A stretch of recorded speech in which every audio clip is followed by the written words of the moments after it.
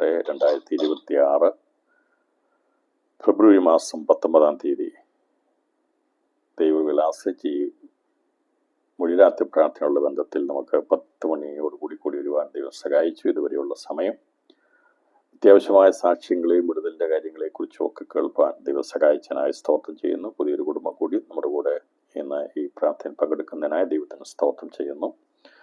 എല്ലാവരെയും ദൈവം ധാരാളമായി അനുഗ്രഹിക്കട്ടെ. ഇന്ന് രാത്രിയിലെ അല്പസമയ ചിന്തയ്ക്കായിട്ട് 1 പത്രോസിൻ്റെ ലേഖനം 1-ാം അധ്യായം അതിൻ്റെ 6-ാമത്തെ വാക്യം വായിക്കുന്നു. അതിൽ നിങ്ങളിപ്പോൾ അല്പനേരത്തേക്കു നാനാ പരീക്ഷകളാൽ ദുഃഖിച്ചിരിക്കേണ്ടി വന്നാലും ആനന്ദിക്കുന്നു. അതിൻ്റെ 6-ാം വാക്യമാണ് ഞാൻ വായിച്ചത്. അതിൻ്റെ മുകളിലും താഴെയുള്ള വാക്യങ്ങൾ വായിക്കുമ്പോഴേ എന്താണ് അതിൻ്റെ യഥാർത്ഥ കാരണമെന്ന് നമുക്ക് മനസ്സിലാക്കാൻ സാധിക്കത്തുള്ളൂ. അതിൽ നിങ്ങൾ ഏതിൽ എന്ന് ചോദിക്കുമ്പോൾ ദൈവശക്തിയാൽ കാക്കപ്പെടുന്ന നിങ്ങൾക്ക് വേണ്ടി സ്വർഗത്തിൽ സൂക്ഷിച്ചിരിക്കുന്നതും ക്ഷയം, മാലിന്യം, വാട്ടം എന്നിവയില്ലാത്തതുമായ അവകാശത്തിനായി തന്നെ വീണ്ടും ജനിപ്പിച്ചിരിക്കുന്നു. അപ്പോൾ വീണ്ടും നമ്മളെ ജനിപ്പിച്ചിരിക്കുന്നു. ജനിച്ചിരിക്കുകയല്ല, ജനിപ്പിച്ചിരിക്കുകയാണ് ചെയ്തിരിക്കുന്നത്. വീണ്ടും നമ്മളെ ജനിപ്പിച്ചിരിക്കുന്നു. ജനിച്ചിരിക്കുക എന്ന് പറഞ്ഞാൽ അതൊരു കോമൺ പ്രോസസ്സാണ്. എന്നാൽ ജനിപ്പിക്കുക എന്ന് പറയുമ്പോൾ അത് ദൈവികമാണ്. നമ്മളെ വീണ്ടും ജനിപ്പിച്ചിരിക്കുന്നു. അതിൽ നിങ്ങൾ അങ്ങനെ അവകാശത്തിനായിട്ട് നമ്മളെ വീണ്ടും ജനിപ്പിച്ചിരിക്കുന്നത് കൊണ്ട് നമുക്ക് നാനാവിധ പരീക്ഷകളുണ്ട്. അതിൽ പരീക്ഷകൾ വരുമ്പോൾ നമ്മൾ ദുഃഖിക്കും. എന്നാൽ ദുഃഖിച്ചിരിക്കേണ്ടി വന്നാലും ആനന്ദിക്കുന്നു എന്നാണ് ഇവിടെ രേഖപ്പെടുത്തിയിരിക്കുന്നത്.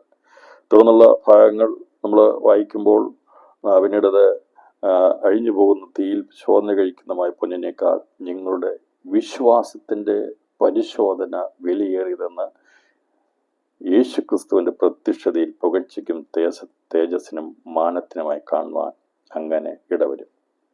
ഇവിടെ പറഞ്ഞിരിക്കുന്നത് തീയിൽ ശോധന കഴിക്കുന്നതുമായ പൊന്നിനേക്കാൾ നിങ്ങളുടെ വിശ്വാസത്തിൻ്റെ പരിശോധന വിലയേറിയത്. അപ്പോൾ ഇവിടെ ദൈവത്തിൻ്റെ വചനം പറഞ്ഞിരിക്കുന്ന പ്രധാനപ്പെട്ട കാര്യം നമ്മൾ നാനാ പരീക്ഷകളാൽ ദുഃഖിച്ചിരിക്കേണ്ടി വരുന്നു എന്നുള്ള ഒരു കാര്യമാണ് ഇവിടെ പറഞ്ഞിരിക്കുന്നത്. അപ്പോൾ എന്താണ് നാനാ പരീക്ഷകൾ എന്ന് പറയുമ്പോൾ നമ്മൾ പാടാറൊക്കെ ഉണ്ട്. നാനാ പരീക്ഷകൾ എന്നൊക്കെ പറഞ്ഞ് പാടാറുണ്ട്. ചിലപ്പോൾ നമ്മൾ പറയും അയ്യോ എന്തൊരു പരീക്ഷകളാണെന്ന് പറയും, അല്ലെ, എന്തൊരു പരീക്ഷ, ഒന്ന് കഴിയുമ്പോൾ അടുത്തത്. ഇങ്ങനെ പരീക്ഷ എല്ലാവർക്കും ബുദ്ധിമുട്ടുള്ള വിഷയമാണ് പരീക്ഷ എന്നുള്ളത്. എന്നാൽ ദൈവം പറഞ്ഞിരിക്കുന്നത് ഒരു അവകാശം നേടണമോ, ഒരു സർട്ടിഫിക്കറ്റ് നേടണമോ, അതിനെ പ്രാപിച്ചെടുക്കണമെങ്കിൽ അതിൻ്റെ ട്രയൽസിലൂടെ കടന്നുപോയേ മതിയാവുകയുള്ളൂ. അപ്പോൾ നമുക്ക് ഒരു അവകാശം ദൈവം തന്നിട്ടുണ്ട്, വെച്ചിട്ടുണ്ട്. നമുക്കറിയാം, വിശുദ്ധന്മാർക്കായി ദൈവം കരുതിയിരിക്കുന്ന നിത്യതയിലെ അവകാശത്തിന് വേണ്ടിയാണ് ദൈവം നമ്മളെ വീണ്ടും ജനിപ്പിച്ചിരിക്കുന്നത്. അപ്പോൾ അത് ഇൻഹെറിറ്റ് ചെയ്യണമെങ്കിൽ, അത് നമ്മൾ അവകാശമാക്കി എടുക്കണമെങ്കിൽ സമയാസമയങ്ങളിലുള്ള ട്രയൽസിലൂടെ കടന്നുപോയെങ്കിൽ മാത്രം, അഥവാ പരീക്ഷകളിലൂടെ കടന്നുപോയെങ്കിൽ മാത്രമേ നമുക്കത് പ്രാപിച്ചെടുക്കുവാൻ കഴിയത്തുള്ളൂ. അപ്പോൾ പലർക്കും സംശയമുണ്ടാകും, ഈ യാക്കോബിൻ്റെ ലേഖനത്തിൽ പറഞ്ഞിട്ടുണ്ടല്ലോ ദൈവം ദോഷങ്ങളാൽ പരീക്ഷിക്കുന്നില്ല, ദോഷത്താൽ പരീക്ഷിക്കപ്പെട്ടവനല്ല, അവൻ ദോഷങ്ങളാൽ ആരെയും പരീക്ഷിക്കുന്നില്ല എന്ന് പറഞ്ഞിട്ടുണ്ടല്ലോ. അപ്പോൾ 1-ാം അധ്യായം 12-ാം വാക്യത്തിൽ പരീക്ഷ സഹിക്കുന്ന മനുഷ്യൻ ഭാഗ്യവാൻ, അവൻ കൊള്ളാകുന്നവനായി തെളിഞ്ഞ ശേഷം കർത്താവ് തന്നെ സ്നേഹിക്കുന്നവർക്ക് വാഗ്ദത്തം ചെയ്ത ജീവകിരീടം പ്രാപിക്കും. അപ്പം ദൈവം വാഗ്ദത്തം ചെയ്ത അവകാശം എന്താണ് എന്നുള്ളത് ഇവിടെ പറഞ്ഞിട്ടുണ്ട്. പരീക്ഷിക്കപ്പെടുമ്പോൾ ഞാൻ ദൈവത്താൽ പരീക്ഷിക്കപ്പെടുന്നു എന്ന് ആരും പറയരുത്. ദൈവം ദോഷങ്ങളാൽ പരീക്ഷിക്കപ്പെടാത്തവനാകുന്നു, താൻ ആരെയും പരീക്ഷിക്കുന്നതുമില്ല. ഇവിടെ ഓരോരുത്തൻ പരീക്ഷിക്കപ്പെടുന്നത് സ്വന്തം മോഹത്താൽ ആകർഷിച്ച് പരീക്ഷിക്കപ്പെടുകയാലാകുന്നു. അപ്പോൾ ഇവിടെ എന്താണ് ഈ വ്യത്യാസം എന്നുള്ളതൊന്ന് വെളിപ്പെടുത്താൻ വേണ്ടിയാണ് ഞാനിന്ന് രാത്രിയിൽ സന്ദേശം എടുക്കുന്നത്. ഇപ്പം നമുക്ക് അറിയാം, ദൈവം ആരെയും പരീക്ഷിക്കുന്നില്ല, താൻ ആരെയും പരീക്ഷിക്കുന്നതുമില്ല എന്ന് പറഞ്ഞിട്ടുണ്ട്. പിന്നീട് ഉൽപ്പത്തി പുസ്തകം 22-ാം അധ്യായത്തിൽ അബ്രഹാമിനെ പരീക്ഷിച്ചെന്നല്ലേ പറഞ്ഞിരിക്കുന്നത്. പരീക്ഷിച്ചത് എങ്ങനെയെന്നാലെന്നാണ് ചോദിച്ചിരിക്കുന്നത്. ഇവിടെ മനസ്സിലാക്കേണ്ട കാര്യം ട്രയൽസ് ആൻഡ് ടെംപ്റ്റേഷൻ തമ്മിലുള്ള വ്യത്യാസം എന്താണെന്നാണ്. എന്താണ് പരീക്ഷയും പ്രലോഭനവും തമ്മിലുള്ള വ്യത്യാസം എന്നാണ് വിശ്വാസ സമൂഹം മനസ്സിലാക്കേണ്ടത്. നാം ടെംപ്റ്റേഷൻ ചെയ്യുന്നെങ്കിൽ, ദൈവം ആരെയും ഒരു നാളും ടെംപ്റ്റേഷൻ അഥവാ പ്രലോഭിപ്പിക്കത്തില്ല. അതാണ് ഇവിടെ പറഞ്ഞിരിക്കുന്നത്.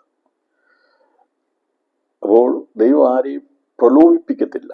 പ്രലോഭനത്തിലൂടെ ഉള്ള രീതിയിലല്ല ദൈവം സഭയിലെ ആൾക്കാരെ ചേർക്കുന്നത്, പ്രലോഭനമല്ല. അപ്പോൾ അതുകൊണ്ടാണ് ഇവിടെ യാക്കോബ് പറയുന്നത് ഓരോരുത്തൻ പരീക്ഷിക്കപ്പെടും, ഓരോരുത്തൻ ടെംപ്റ്റേഷൻ വരുന്നത് എന്ന് പറഞ്ഞാൽ പ്രലോഭനം, മോഹം പ്രലോഭിപ്പിക്കുമ്പോഴാണ് ഓരോരുത്തൻ സ്വന്തം മോഹത്താൽ ആകർഷിച്ച് വശീകരിക്കപ്പെടുക. അത് വശീകരണമാണ്. ദൈവം ആരെയും വശീകരിക്കുന്നില്ല. പിന്നെ മരുഭൂമിയിൽ ഞാൻ നിന്നെ വശീകരിച്ചുകൊണ്ട് സംസാരിക്കുമെന്ന് പറഞ്ഞിരിക്കുന്നത് അത് നമുക്കറിയാം. അത് ആ വശീകരണം എന്ന് പറഞ്ഞാൽ സ്നേഹത്തിൽ അവനെ കൊണ്ടുപോകുന്നുള്ള ബന്ധത്തിൽ എന്ത് വചനം പറഞ്ഞാലും അന്നേരം തന്നെ നമ്മൾ ബന്ധുക്കുസാരൊക്കെയാണ് അന്നേരം അടുത്ത വചനം അന്നേരം ഓർമ്മ വരും. അന്നേരം എന്നെ പറയും അത് അങ്ങനെ പറയുമ്പോൾ മരുഭൂമിയിൽ ഞാൻ നിന്നെ വശീകരിച്ചു കൊണ്ടുപോയി കൃത്യമായി സംസാരിച്ചെന്ന് പറഞ്ഞിട്ടില്ലേ, അപ്പോൾ ആ വശീകരണം വന്നിട്ടില്ലേ എന്നുള്ള ചോദ്യം ഇവിടെ വരും. അത് നിങ്ങളുടെ ഹൃദയത്തിൽ വരും എന്നുള്ളതുകൊണ്ടാണ് ഞാൻ അതിനെ എടുത്തു പറയുന്നത്. അപ്പം നമുക്കറിയാം, കേൾക്കുന്ന കേൾവിക്കാരുടെ ഇടയിൽ ഒരു കാര്യം പ്രസന്റ് ചെയ്യുമ്പോൾ അതിന് അപ്പോഴും തന്നെ നെഗറ്റീവും പോസിറ്റീവുമായിട്ടുള്ള ചിന്താഗതികൾ മനസ്സിൽ വരാറുണ്ട്. അപ്പോൾ അവിടെ പറഞ്ഞിരിക്കുന്നത് ദൈവം വശീകരിച്ചു കഴിഞ്ഞാൽ അല്ലാതെ അവൻ വരത്തില്ല. അതുകൊണ്ട് അങ്ങനെ ഇപ്പം ദൈവം ചിലരെ കൊണ്ടുപോകുന്നുണ്ട്, ചിലരെ കൊണ്ടുപോയി മരുഭൂമി കൊണ്ടുപോകും. കാരണം ഇവിടെ വെച്ച് കിട്ടാത്തവനെ മരുഭൂമി കൊണ്ടുപോകും. അതൊക്കെ ദൈവത്തിന്റെ പദ്ധതികളാണ്. അപ്പം എന്നാൽ ദൈവം ആരെയും പ്രലോഭനം കൊടുക്കുക, ടെംപ്റ്റ് ചെയ്യാറില്ല. അതാണ് ഇവിടെ പറഞ്ഞിരിക്കുന്നത്. കാരണം എന്നാൽ സാത്താൻ പ്രലോഭനം ചെയ്യുന്നതാണ്, പ്രലോഭിപ്പിക്കുന്നവരാണ്. ഈ ട്രയൽസ്, പരീക്ഷകൾ എന്ന് പറയുമ്പോൾ ടെംപ്റ്റേഷൻ അകത്തുള്ളതാണ്, ഇന്റേണൽ ആയിട്ടുള്ളതാണ്. നമ്മുടെ അകത്താണ് നാം പ്രലോഭനങ്ങളിൽ പെട്ടുപോകുന്നത്. എന്നാൽ പരീക്ഷ എന്നുള്ളത്, ട്രയൽസ് എന്നുള്ളത് പുറമെയാണ്. കഷ്ടവും ദുഃഖവും പ്രയാസങ്ങൾ, രോഗങ്ങൾ, പ്രാർത്ഥിച്ചാൽ മറുപടി കിട്ടാതെ, ഇതെല്ലാം എക്സ്റ്റേണൽ ആയിട്ടുള്ളതാണ്. അപ്പം അത് നാനാ പരീക്ഷകൾ എന്ന് പറയുന്നതാണ്. അതിൻ്റെ അകത്ത് നമുക്ക് ദുഃഖം വരും. എന്നാൽ പ്രലോഭനം എന്നുള്ളത് ഇന്റേണൽ ആയിട്ടുള്ളത്, അകത്തുള്ള കാര്യങ്ങൾ, നമ്മുടെ ചിന്തകൾ. പ്രലോഭനം ചിന്തകളിൽ വരുന്ന ചില വ്യാമോഹങ്ങൾ അല്ലെങ്കിൽ ആഗ്രഹങ്ങൾ, അതൊക്കെയാണ്. അത് ദൈവം ഒരിക്കലും ചെയ്യത്തില്ല. മനുഷ്യന്മാർ ഒരിക്കലും ആരെയും വ്യാമോഹിപ്പിക്കത്തില്ല. അതുകൊണ്ടാണ് ഇവിടെ പറഞ്ഞിരിക്കുന്നത്, യാക്കോബ് പുസ്തകൻ പറഞ്ഞിരിക്കുന്നത് ദൈവം ആരെയും അങ്ങനെ പരീക്ഷിക്കുന്നില്ല. അവൻ പരീക്ഷിക്കപ്പെടുന്നു. പരീക്ഷിക്കുമ്പോൾ താൻ ദൈവത്താൽ പരീക്ഷിക്കുന്ന ആരും പറയരുത്. ദൈവം ദോഷങ്ങളാൽ പരീക്ഷിക്കപ്പെടാത്തവൻ എന്നതിൻ്റെ അർത്ഥം എബ്രായ ലേഖനത്തിൽ പറഞ്ഞിട്ടുണ്ട്. കർത്താവായ യേശു ക്രിസ്തുവിനെ കുറിച്ച് പറഞ്ഞിരിക്കുന്ന ഭാഗത്ത് പറയുമ്പോൾ അതിൻ്റെ അർത്ഥം നമ്മൾ മനസ്സിലാക്കിയെടുക്കുന്നത് ഇപ്രകാരമാണ്. താൻ ദോഷങ്ങളാൽ പരീക്ഷിക്കപ്പെടുന്നില്ല എന്നതിൻ്റെ അർത്ഥം എബ്രായ ലേഖനം 4-ാം അധ്യായത്തിൽ 14-ാം വാക്യത്തിൽ ആകയാൽ ദൈവത്തിനായ യേശു ആകാശത്തിൽ കൂടി കടന്നുപോയ ഒരു ശ്രേഷ്ഠ മഹാപുരോഹിതനായി നമുക്കുള്ളത് കൊണ്ട് നാം നമ്മുടെ സ്വീകാര്യം മുറുകെ പിടിച്ചുകൊള്ളുക. നമുക്കുള്ള മഹാപുരോഹിതൻ നമ്മുടെ ബലഹീനതകളിൽ സഹതാപം കാണിപ്പാൻ കഴിയാത്തതല്ല, പാപമൊഴികെ അഥവാ ദോഷങ്ങൾ ഒഴികെ, പാപമൊഴികെ സർവത്തിലും നമുക്ക് തുല്യമായി പരീക്ഷിക്കപ്പെട്ടവൻ അത്രേ നമുക്കുള്ളത്. അതുകൊണ്ട് കണ്ടു ലഭിപ്പാൻ തത്സമയത്ത് സഹായത്തിനുള്ള കൃപ പ്രാപിപ്പാനുമായി നാം ധൈര്യത്തോടുകൂടി കൃപാസനത്തിൽ ചെല്ലുക. അപ്പോൾ ദോഷങ്ങളാൽ പരീക്ഷിക്കപ്പെട്ടില്ല എന്നതിൻ്റെ അർത്ഥം പാപത്താൽ യേശു പരീക്ഷിക്കപ്പെട്ടില്ല. അതാണ് എബ്രായ ലേഖനത്തിൽ പറഞ്ഞിരിക്കുന്നത്. പാപമൊഴികെ സർവത്തിലും നമുക്ക് തുല്യമായി പരീക്ഷിക്കപ്പെട്ടവനാണ്. ഇതുമില്ല വ്യത്യാസം മനസ്സിലായി എന്നുള്ളത് ഞാൻ വിശ്വസിക്കുന്നു. നിങ്ങൾക്ക് നേരത്തെ അറിയാമെങ്കിൽ ഒന്ന് ഓർപ്പിച്ചെന്നേ ഉള്ളൂ കേട്ടോ. കാരണം എന്നെക്കാൾ വളരെ തഴക്കവും പഴക്കമുള്ള വിശ്വാസികളാണ്, ദൈവദാസന്മാരാണ് മെസ്സേജ് കേൾക്കുന്നത്, അല്ലെങ്കിൽ യൂട്യൂബിലൂടെ കേൾക്കുന്നത്, അങ്ങനെയുള്ളവരാണ്. അങ്ങനെ നിങ്ങൾക്കത് അറിയാമെങ്കിൽ ഒന്ന് ഓർപ്പിക്കുന്നു എന്നുള്ളതേ ഉള്ളൂ. അറിയത്തില്ലെങ്കിൽ ഇതാണ് ഇതിൻ്റെ കാരണമെന്ന് മനസ്സിലാക്കാൻ വേണ്ടി ഒന്ന് പറഞ്ഞതേ ഉള്ളൂ. അപ്പോൾ നമ്മുടെ കർത്താവ് പാപമൊഴികെ എന്ന് പറഞ്ഞാൽ അവൻ ദോഷമൊഴികെ, ദോഷം എന്ന് പറഞ്ഞാൽ സാത്താൻ്റെ പ്രലോഭന ദോഷങ്ങളിൽ യേശുപ്പെട്ടു. എന്നാൽ യേശുവിനെ സാത്താൻ പ്രലോഭനത്തിലൂടെ ടെംപ്റ്റ് ചെയ്തു, പരീക്ഷിച്ചു. സ്നാനപ്പെട്ട് കഴിഞ്ഞപ്പോൾ സാത്താനാൽ യേശു പരീക്ഷിക്കപ്പെട്ടു. പക്ഷേ ദോഷങ്ങളാൽ, പാപത്താൽ അവനെ പരീക്ഷിക്കാൻ സാത്താന് സാധിച്ചിട്ടില്ല. പാപം ഒഴികെ ആണ് സർവത്തിലും നമുക്ക് തുല്യമായി പരീക്ഷിക്കപ്പെട്ടവനായി തീർന്നത്. അപ്പോൾ യേശു ക്രിസ്തു നമുക്ക് തുല്യനായി പരീക്ഷിക്കപ്പെട്ടവനായതുകൊണ്ട് അവന് രോഗത്തെ അറിയാം, വേദന അറിയാം, നിന്നെ അറിയാം, പരിഹാസം അറിയാം, നമ്മുടെ കാര്യങ്ങൾ സാധിക്കാതിരുന്നുള്ള പ്രയാസം അറിയാം. ഇതെല്ലാം നമ്മുടെ യേശുവിനെ അറിയാം, നമ്മുടെ കർത്താവിനറിയാം. ലോകത്തിൽ വന്ന് 33.5 വർഷം യേശു ലോകത്തിൽ ജീവിച്ചപ്പോൾ ഒരു മനുഷ്യൻ ലോകത്തിൽ കടന്നു പോകേണ്ടതായ എല്ലാ കാര്യങ്ങളെയും കർത്താവ് അവൻ പരീക്ഷിക്കപ്പെട്ടു, അവൻ സഹിച്ചു.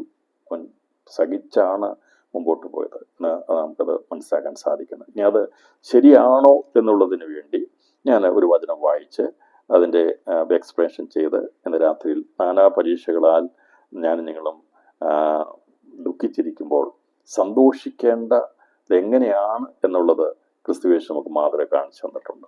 ആ ഒരു ഭാഗം എടുത്ത് ചിന്തിച്ച് സന്ദേശം അവസാനിപ്പിക്കാം. അപ്പോൾ കർത്താവ് നമുക്ക് തുല്യമായി പരീക്ഷ സഹിച്ചു എന്ന് പറയുമ്പോൾ അതങ്ങനെ സഹിച്ചോ, അതിൻ്റെ തെളിവെന്താണ് എന്നുള്ളത് നാം ദൈവത്തിലൂടെ നാം മനസ്സിലാക്കേണ്ടിയിരിക്കുന്നു. അപ്പോൾ കർത്താവ് നമുക്ക് തുല്യമായി പരീക്ഷ സഹിച്ചു എന്ന് വെറുതെ രേഖപ്പെടുത്തിയതല്ല, അത് അങ്ങനെ തന്നെയാണ് എന്നുള്ളത് നമുക്ക് കാണാനായിട്ട് സാധിക്കുന്നുണ്ട്.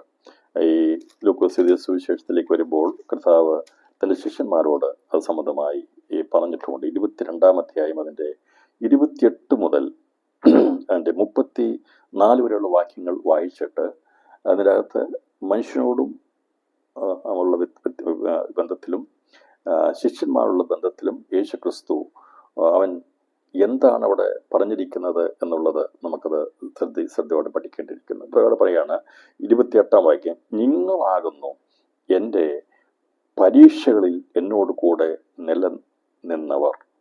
അപ്പോൾ കർത്താവ് ശിഷ്യന്മാരെ നോക്കി പറയുക, നിങ്ങളാകുന്നു എൻ്റെ പരീക്ഷകളിൽ എന്നോട് കൂടെ നിലനിന്നവർ. അപ്പോൾ യേശുവിൻ്റെ പരീക്ഷകളിൽ അവര് യേശുവിനോട് നിലനിന്നു. അതുകൊണ്ടാണ് അവരവസാനം വരെ കർത്താവിൻ്റെ കൂടെ നിൽക്കുവാനായിരുന്നു. അനേകർ വന്നു, പക്ഷേ ആവശ്യമൊക്കെ കഴിഞ്ഞ് കഴിഞ്ഞപ്പോൾ പലരും പോയി. എന്നാൽ കർത്താവിൻ്റെ പരീക്ഷാഘട്ടങ്ങളിൽ യേശു മനുഷ്യരാൽ പല സമയങ്ങളിൽ പരീക്ഷിക്കപ്പെട്ടിട്ടുണ്ട്. അപ്പോൾ അങ്ങനെ പരീക്ഷകളിലൊക്കെ നിലനിന്നവരാണ്, അവരാരും വിട്ടുപോയിട്ടില്ല. അതുകൊണ്ട് കർത്താവ് പറയുക, നിങ്ങളാണ് എൻ്റെ പരീക്ഷകളിൽ എന്നോടുകൂടെ നിലനിന്നവർ. പ്രിയപ്പെട്ടവരെ, ഈ പരീക്ഷകൾ വരുമ്പോൾ എന്ന് പറഞ്ഞാൽ വിശ്വാസത്തിൻ്റെ നായകനും പൂർത്തിവരുത്താനായി യേശു ക്രിസ്തു അത് തികച്ചെടുക്കാൻ വേണ്ടി അവൻ പൂർണ്ണമായും പരീക്ഷ സഹിക്കേണ്ടി വന്നപ്പോൾ അവനെ വിട്ട് പലരും ഓടിപ്പോയി. എന്നാൽ ഈ ക്രൂശീകരണത്തിൻ്റെ മുമ്പ് വരെയും നിന്നവരോട് കർത്താവ് പറയുകയാണ്, നിങ്ങളാകുന്നു എൻ്റെ പരീക്ഷ എന്നോട് കൂടെ നിന്നവർ എന്നുള്ളത്. അപ്പോൾ യേശു പരീക്ഷിക്കപ്പെട്ടോ എന്നുള്ളത് ചോദിക്കുമ്പോൾ നിശ്ചയമായിട്ടും കർത്താവ് പരീക്ഷ സഹിക്കേണ്ടി വന്നു, അവൻ പരീക്ഷിക്കപ്പെട്ടു. അതുകൊണ്ടാണ് അങ്ങനെ പറഞ്ഞിരിക്കുന്നത്. അതിന് തെളിവായിട്ട് കർത്താവ് പറഞ്ഞു, നിങ്ങളാകുന്നു എൻ്റെ പരീക്ഷകൾ എന്നോടുകൂടെ നിന്നവർ എന്ന കർത്താവിനെ പാപത്തിൽ പാപം ഒഴികെ ബാക്കിയുള്ളതിലെല്ലാം നമുക്ക് തുല്യമായി പരീക്ഷ സഹിച്ചവനാണ്. അപ്പോൾ കർത്താവിനെ പരീക്ഷിച്ചു എന്നുള്ളതിൻ്റെ ഒരു തെളിവിന് വേണ്ടി ചില വചനങ്ങൾ ഞാൻ വായിക്കാം. അപ്പോൾ 10-ാം അധ്യായം മത്തായി സുവിശേഷം 10-ാം അധ്യായം 2-ാം വാക്യം വായിക്കുമ്പോൾ, അതുപോലെ മർക്കോസിന്റെ സുവിശേഷം 12-ാം അധ്യായം 15-ാമത്തെ വാക്യം വായിക്കുമ്പോഴും 22-ാം അധ്യായം 18-ാമത്തെ വാക്യം വായിക്കുമ്പോഴും 22-35 വായിക്കുമ്പോഴും കർത്താവ് പരീക്ഷിക്കപ്പെട്ടിട്ടുണ്ട് എന്നുള്ളത് അവിടെ വളരെ വ്യക്തമായി രേഖപ്പെടുത്തിയിട്ടുണ്ട്. അതിൻ്റെ മർക്കോസിന്റെ സുവിശേഷം 12-ാം അധ്യായം 15-ാമത്തെ വാക്യം വായിക്കാം. അപ്പോൾ അവിടെ ഇങ്ങനെ പറഞ്ഞിരിക്കുന്നത് 12-15 മർക്കോസിന്റെ സുവിശേഷം 12-ാം അധ്യായം 15-ാം വാക്യത്തിൽ പറഞ്ഞിരിക്കുന്നത്, അവൻ അവരോട് കപടമറിഞ്ഞ് നിങ്ങൾ എന്നെ പരീക്ഷിക്കുന്നത് എന്ത്? കർത്താവിന് മനസ്സിലായി ഇവര് ഏതെങ്കിലും വിധത്തിൽ കൊടുക്കാൻ വേണ്ടി നടക്കുന്നവരാണെന്ന്. പ്രിയപ്പെട്ടവരെ, നമ്മുടെ ജീവിതത്തിൽ പരീക്ഷ എന്നുള്ളത് കൊടുക്കാൻ വേണ്ടി ചിലർ കൂടും കേട്ടോ. ഏതെങ്കിലും വിധത്തിൽ നമ്മുടെ വിശ്വാസം ഒന്ന് അറിയണം, അല്ലെങ്കിൽ നമ്മുടെ സ്വഭാവം ഒന്ന് അറിയണം, നമ്മൾ പറയുന്നതൊക്കെ ശരിയാണോ എന്നറിയണം എന്നൊക്കെയുള്ള ചിന്താഗതികളോട് കൂടെ പരീക്ഷിക്കുവാൻ വേണ്ടി ആൾക്കാർ കൂടും. ഒരുപക്ഷെ അകത്തും കാണും, പുറത്തും കാണും, എല്ലായിടത്തും കാണും. ദൈവം അത് ആക്കി വെച്ചിരിക്കുന്നതാണ്. അതിനായി ഞാൻ ദൈവത്തിന് സ്തോത്രം ചെയ്യുന്നു.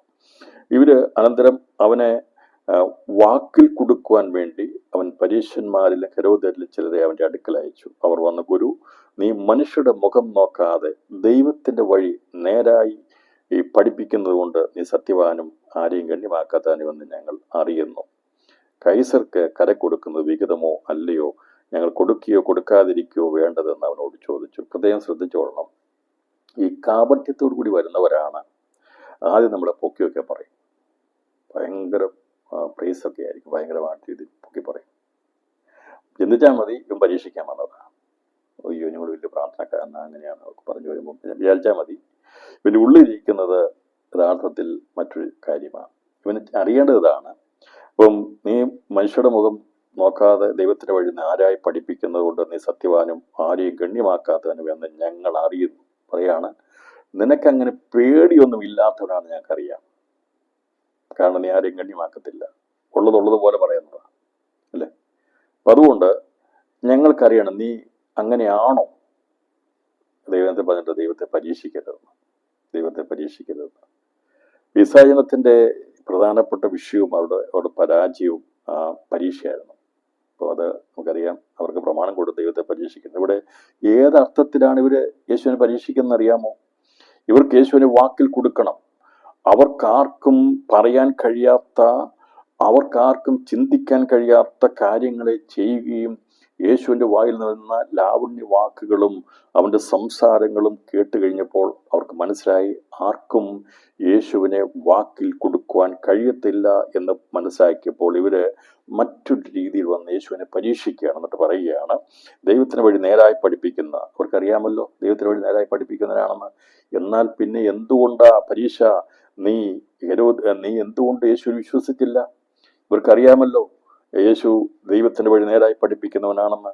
നീ സത്യവാനും ആരെയും ഗണ്യമാക്ക. ഇവരാദ്യം പറയുകയാണ്, നീ സത്യവാനാകട്ടോ, നീ അങ്ങനെയൊക്കെയാ ആരെയും മൂന്നാമത്തെ വിഷയമാണ് പ്രധാനമായി അവർ അറിയേണ്ടത്. ബാക്കിയുള്ള കാര്യം അവർക്കത് വിഷയമല്ല.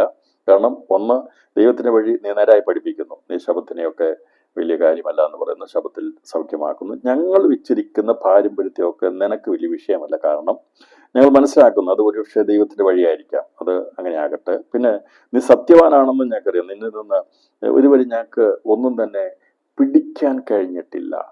യേശുവിന്റെ പരസ്യമായ ശുശ്രൂഷയിൽ കർത്താവ് ചോദിച്ചു, നിങ്ങളിൽ ആർ എന്നെ പാപത്തെക്കുറിച്ച് ബോധം വരുത്തുമെന്ന്. അങ്ങനെ ചോദിപ്പാൻ കഴിവുള്ള ഒരുവൻ മാത്രമേ ഈ ഉലകത്തിൽ ജനിച്ചിട്ടുള്ളൂ.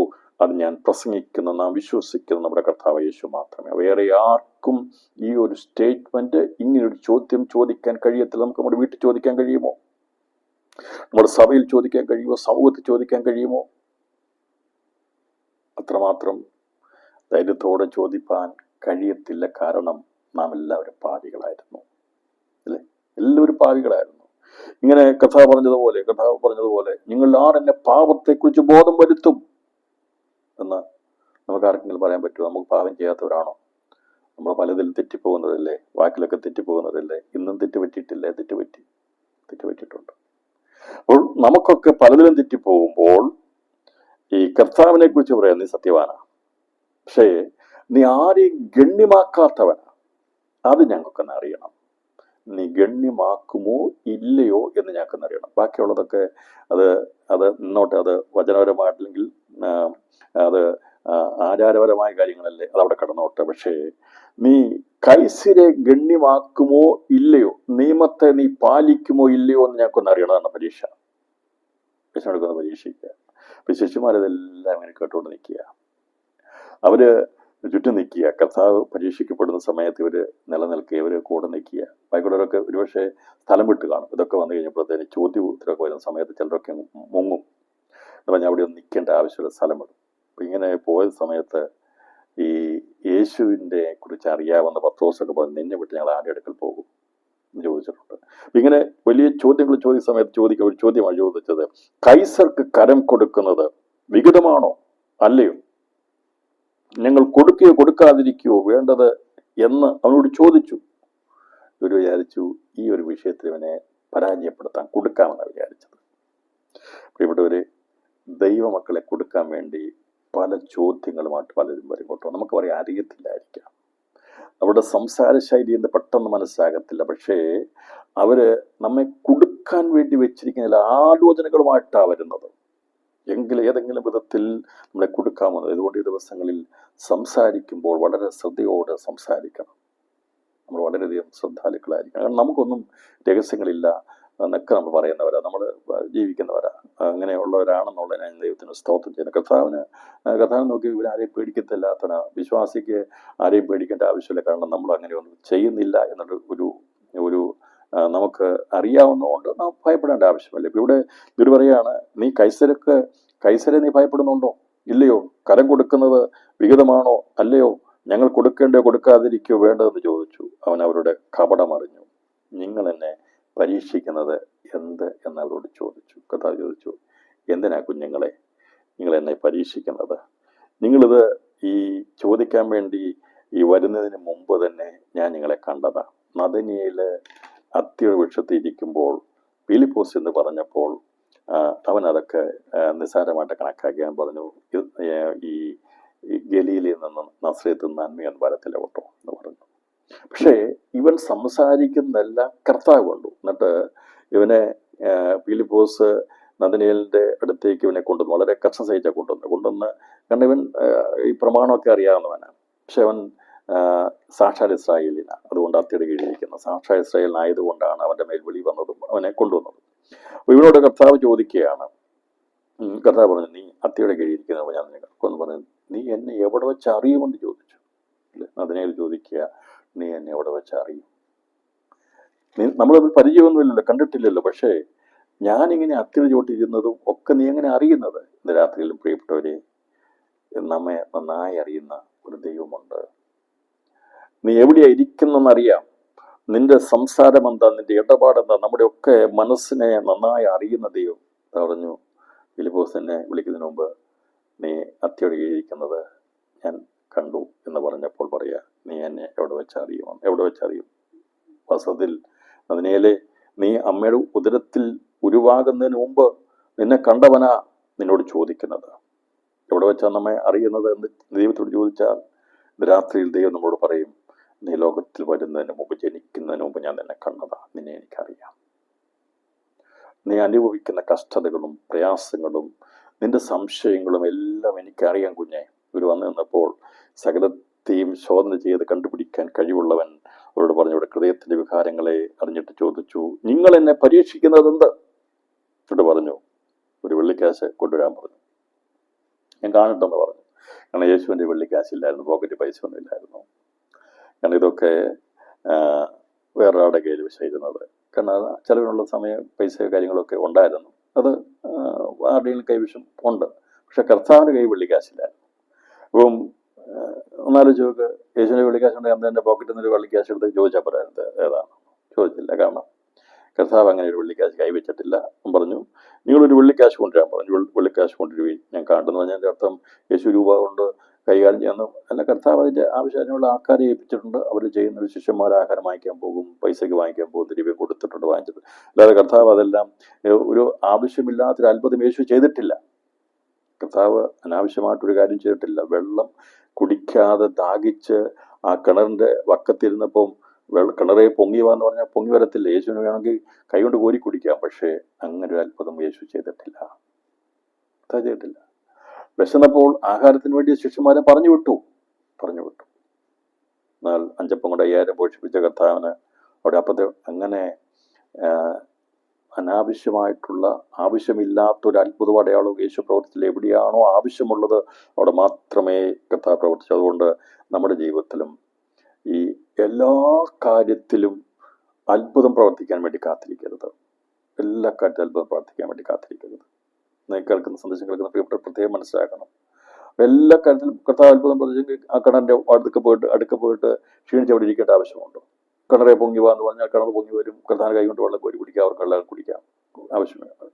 ആ വെള്ളം കോരാൻ വന്ന സ്ത്രീ പറഞ്ഞത് ആഴത്തിൽ കിടക്കുക, വളരെ ആഴത്തിൽ കിടക്കുന്ന കോരാൻ പാത്രം ഇല്ലെന്നൊക്കെ ചോദിച്ചു. കർത്താവ് അവിടെ എന്നാൽ വെള്ളം ഒന്ന് ഉയർന്നു വരട്ടെന്ന് പറഞ്ഞാൽ എൻ്റെ ഉറവ് പൊക്കിയൊന്നുമില്ല. അവിടുത്തെ സന്ദർഭം കർത്താവ് ചെയ്തു. ഞാൻ പറഞ്ഞതിൻ്റെ അർത്ഥം വേണ്ടാത്തൊരു കാര്യം കർത്താവ് ചെയ്യത്തില്ല. നമ്മുടെ ജീവിതത്തിലും ആവശ്യമായിരിക്കുന്ന കാര്യങ്ങളിൽ അത്ഭുതം പ്രവർത്തിപ്പാൻ എൻ്റെ യേശു മതിയായവനാണ്, കർത്താവ് മതിയായവൻ. പക്ഷെ ദൈവത്തെ അനാവശ്യമായി നാം പരീക്ഷിക്കാൻ പാടില്ല. അവൻ സകലവും ചെയ്യാൻ കഴിയും. കർത്താവ് സകലവും കഴിയും. കൈ പൈസ വെച്ചുകൊണ്ട് പെട്രോൾ അടിക്കാതെ പണ്ടാരോ പെട്രോളില്ലാതെ വണ്ടി ഓടിച്ചെന്ന് പറഞ്ഞാൽ ഓടിച്ചു കഴിഞ്ഞാൽ കർത്താവ് പറയും, നീ പരീക്ഷിക്കാന്ന് പറയും. കാര്യം മനസ്സിലായോ? കാര്യം പിടികിട്ടിയോ? അത് പറഞ്ഞതിൻ്റെ അർത്ഥം ഇല്ലാത്ത സമയത്ത് പ്രതിസന്ധി ഉണ്ടായപ്പോൾ അത് ദൈവം പരിഹരിച്ചു തന്നു, അത് ദൈവം സമ്മതിച്ചു തന്നു. എന്നാൽ കൈ വെച്ചോണ്ട് പെട്രോളും ഒഴിക്കാതെ വണ്ടി ഓടിച്ചു കഴിഞ്ഞാൽ വഴി കിടക്കുകയോ? ദൈവത്തെ കുറ്റം പറഞ്ഞൊരു കാര്യമില്ല.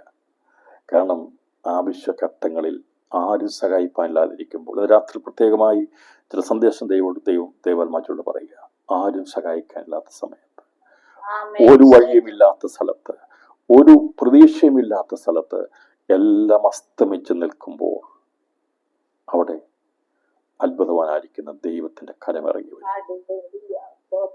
രാത്രിയിലും അതേ ആ സാന്നിധ്യം ഇറങ്ങി വരുന്നുണ്ട്. മറ്റാർക്കും ചെയ്യാൻ കഴിയാത്ത, മറ്റാർക്കും പ്രവർത്തിക്കാൻ കഴിയാത്ത വലിയ പ്രതിസന്ധി വരുമ്പോൾ, എന്ത് ചെയ്യണമെന്നറിയാതെ ഭാരപ്പെടുമ്പോൾ, ദൈവമേ ഞാൻ എന്ത് ചെയ്യണമെന്ന് ദൈവത്തോട് ചോദിക്കുമ്പോൾ അവിടെ അത്ഭുതകരമായ പ്രവൃത്തി ദൈവം വെളിപ്പെടുത്തിയിട്ടുണ്ട്.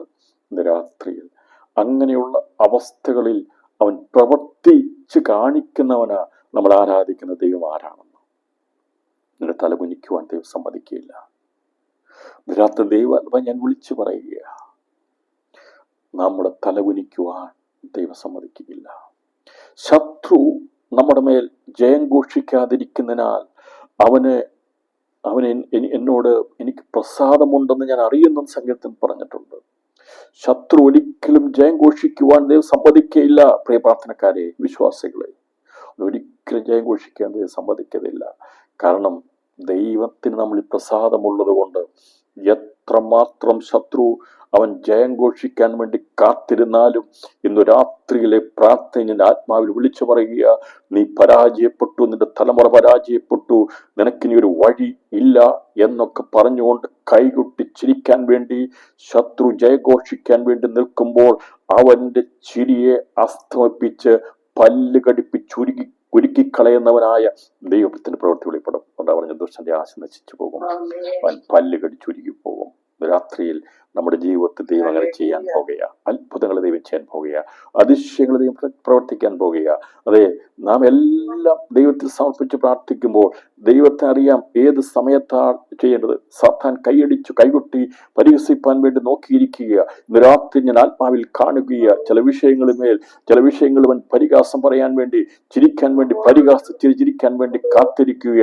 എന്നാൽ ഇന്ന് രാത്രിയിൽ അവൻ പരിഹാസത്തിന് ചിരി ഉയർത്താൻ ദൈവം അനുവദിക്കാതെ അവന്റെ ആശ ഇല്ലാതാക്കി അവൻ പല്ല് കടിച്ചുരുകിപ്പോകുന്ന വിധത്തിൽ ദൈവത്തിന്റെ പ്രവൃത്തി, ദൈവത്തിന്റെ പ്രസാദം ദൈവമക്കളുടെ മേൽ ഇന്ന് രാത്രി ചൊരിയുന്നതിനായി ഞാൻ ദൈവത്തിന് സ്തോത്രം ചെയ്യുന്നു. ദൈവത്തെ മഹത്വപ്പെടുത്തുകയാണ്. സ്തോത്രം. അവന്റെ ആശ നശിച്ചു പോകും.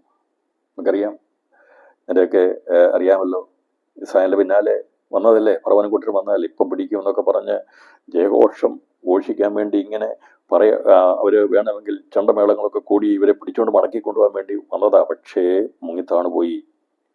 കണ്ട് സാത്താൻ പല്ല് കടിച്ചുരുകിപ്പോയി, അവന്റെ ആശ നശിച്ചു പോകും. അപ്പൊ ഇങ്ങനെ കർത്താവിനെ പരീക്ഷിക്കാനായിട്ട് വന്നവരുടെ പ്രധാന ദൗത്യം ഇവൻ ആരെങ്കിലും ഗണ്യമാക്കുമോ ഇല്ലയോ എന്ന് ഞങ്ങൾക്കൊന്ന് അറിയണം. ഇവൻ നിയമത്തെ നോക്കുന്നവനാണോ എന്ന് അറിയാൻ വേണ്ടിയാണ് ചോദിക്കാൻ വന്നത്. അപ്പൊ കർത്താവ് പറഞ്ഞു, വെള്ളിക്കാശ് കൊണ്ടുവരുന്നോ, ഞാൻ കാണട്ടെ എന്ന് പറഞ്ഞു. അവർ കൊണ്ടുവന്നു. ഈ സ്വരൂപവും മേലെഴുത്തും ആരുടേത് എന്ന് അവരോട് ചോദിച്ചു. കൈസരുടേത് എന്ന് അവൻ പറഞ്ഞു. ഇത് ആരുടേതാണെന്ന് ചോദിച്ചപ്പോൾ അത് കൈസരുടെ എന്ന് പറഞ്ഞു. കർത്താവ് പറഞ്ഞു, നീ താമസിക്കുന്നത്, നീ പരീശനാണെങ്കിലും യഹൂദനാണെങ്കിലും നീ ഏത് ഗവൺമെന്റിന്റെ കീഴിലാണ് നിൽക്കുന്നൊക്കെ അറിയാമോ എന്നാണ് ഇവിടെ ദൈവം വെളിപ്പെടുത്തിയത്. കാരണം അത് വെളിപ്പെടുത്താൻ വേണ്ടിയാണ് ഇവരെ കൊണ്ട് തന്നെ പറയിപ്പിച്ചത്. ഇവരാരാണ്? യഹൂദനാണ്, എബ്രായനാണ്, മറ്റാർക്കും കീഴ്പ്രാർത്ഥവനാണ്, മറ്റാരും ഭരിക്കാതെ ദൈവം തന്നെ ഭരിക്കണമെന്ന് വ്യവസ്ഥയുള്ളവരാ, ദൈവത്തിന്റെ ജനമാണെന്നാണ് പറയുന്നത്. പക്ഷേ ദൈവം ചോദിച്ചു, ഇതാരുടെയാ ഈ സ്വരൂപമെടുത്ത് നിന്റെ പോക്കറ്റിൽ ഇരിക്കുന്ന, നിന്റെ കൈവച്ചുകൊണ്ടിരിക്കുന്ന പൈസ ആരുടേതാന്ന് നിനക്കറിയാമോ? റോമൻ അന്നത്തെ സാമ്രാജ്യത്തിന്റെ കൈസരുടേതാന്ന് പറഞ്ഞു. ഇവര് തന്നെ പറഞ്ഞു,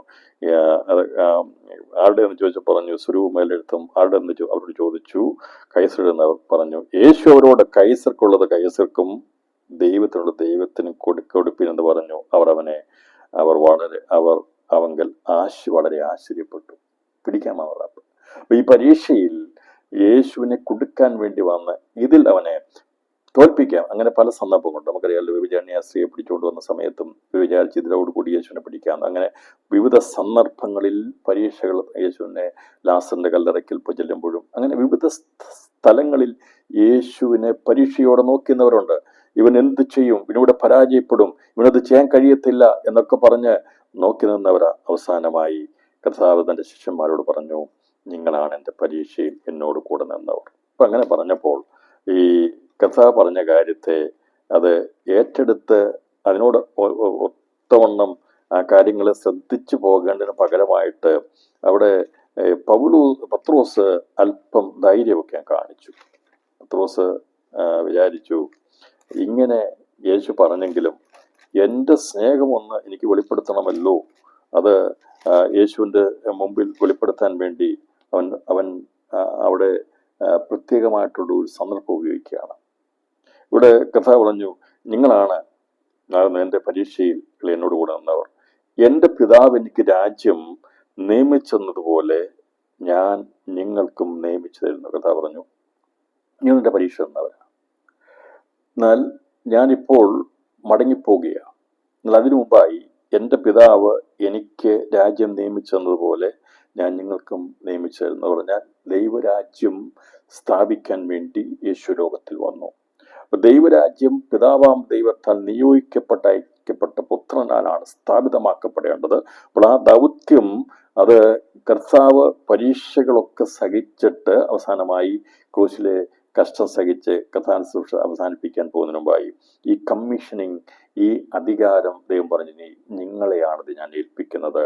നിങ്ങൾ എൻ്റെ പരീക്ഷകൾ കണ്ടിട്ടുണ്ട്, ഞാൻ കടന്നുപോയ വഴികൾ കണ്ടിട്ടുണ്ട്, ഇതെല്ലാം നിങ്ങൾക്കുണ്ടാകും. പക്ഷേ ദൈവം തന്നിരിക്കുന്ന ആ അധികാരം ഞാൻ നിങ്ങൾ കൈമാറുകയാണെന്ന് പറഞ്ഞു. എന്താ പറഞ്ഞു? എന്നോട് പറഞ്ഞു, നിങ്ങൾ എന്നിട്ട് പറഞ്ഞു, ഇങ്ങനെ നിന്ന് കഴിഞ്ഞാൽ, എൻ്റെ പരീക്ഷ നിന്ന് കഴിഞ്ഞാൽ നിങ്ങൾ എൻ്റെ രാജ്യത്തിൽ എൻ്റെ മേശയെങ്കിൽ തിന്ന് കുടിക്കുകയും എൻ്റെ തിന്ന് കുടിക്കുകയും എൻ്റെ സിംഹാസനത്തിൽ ഇരുന്ന് ഇസ്രായേൽ ഗോത്രം 12 ന്യായം വിധിക്കുകയും ചെയ്യുമെന്ന് പറഞ്ഞു.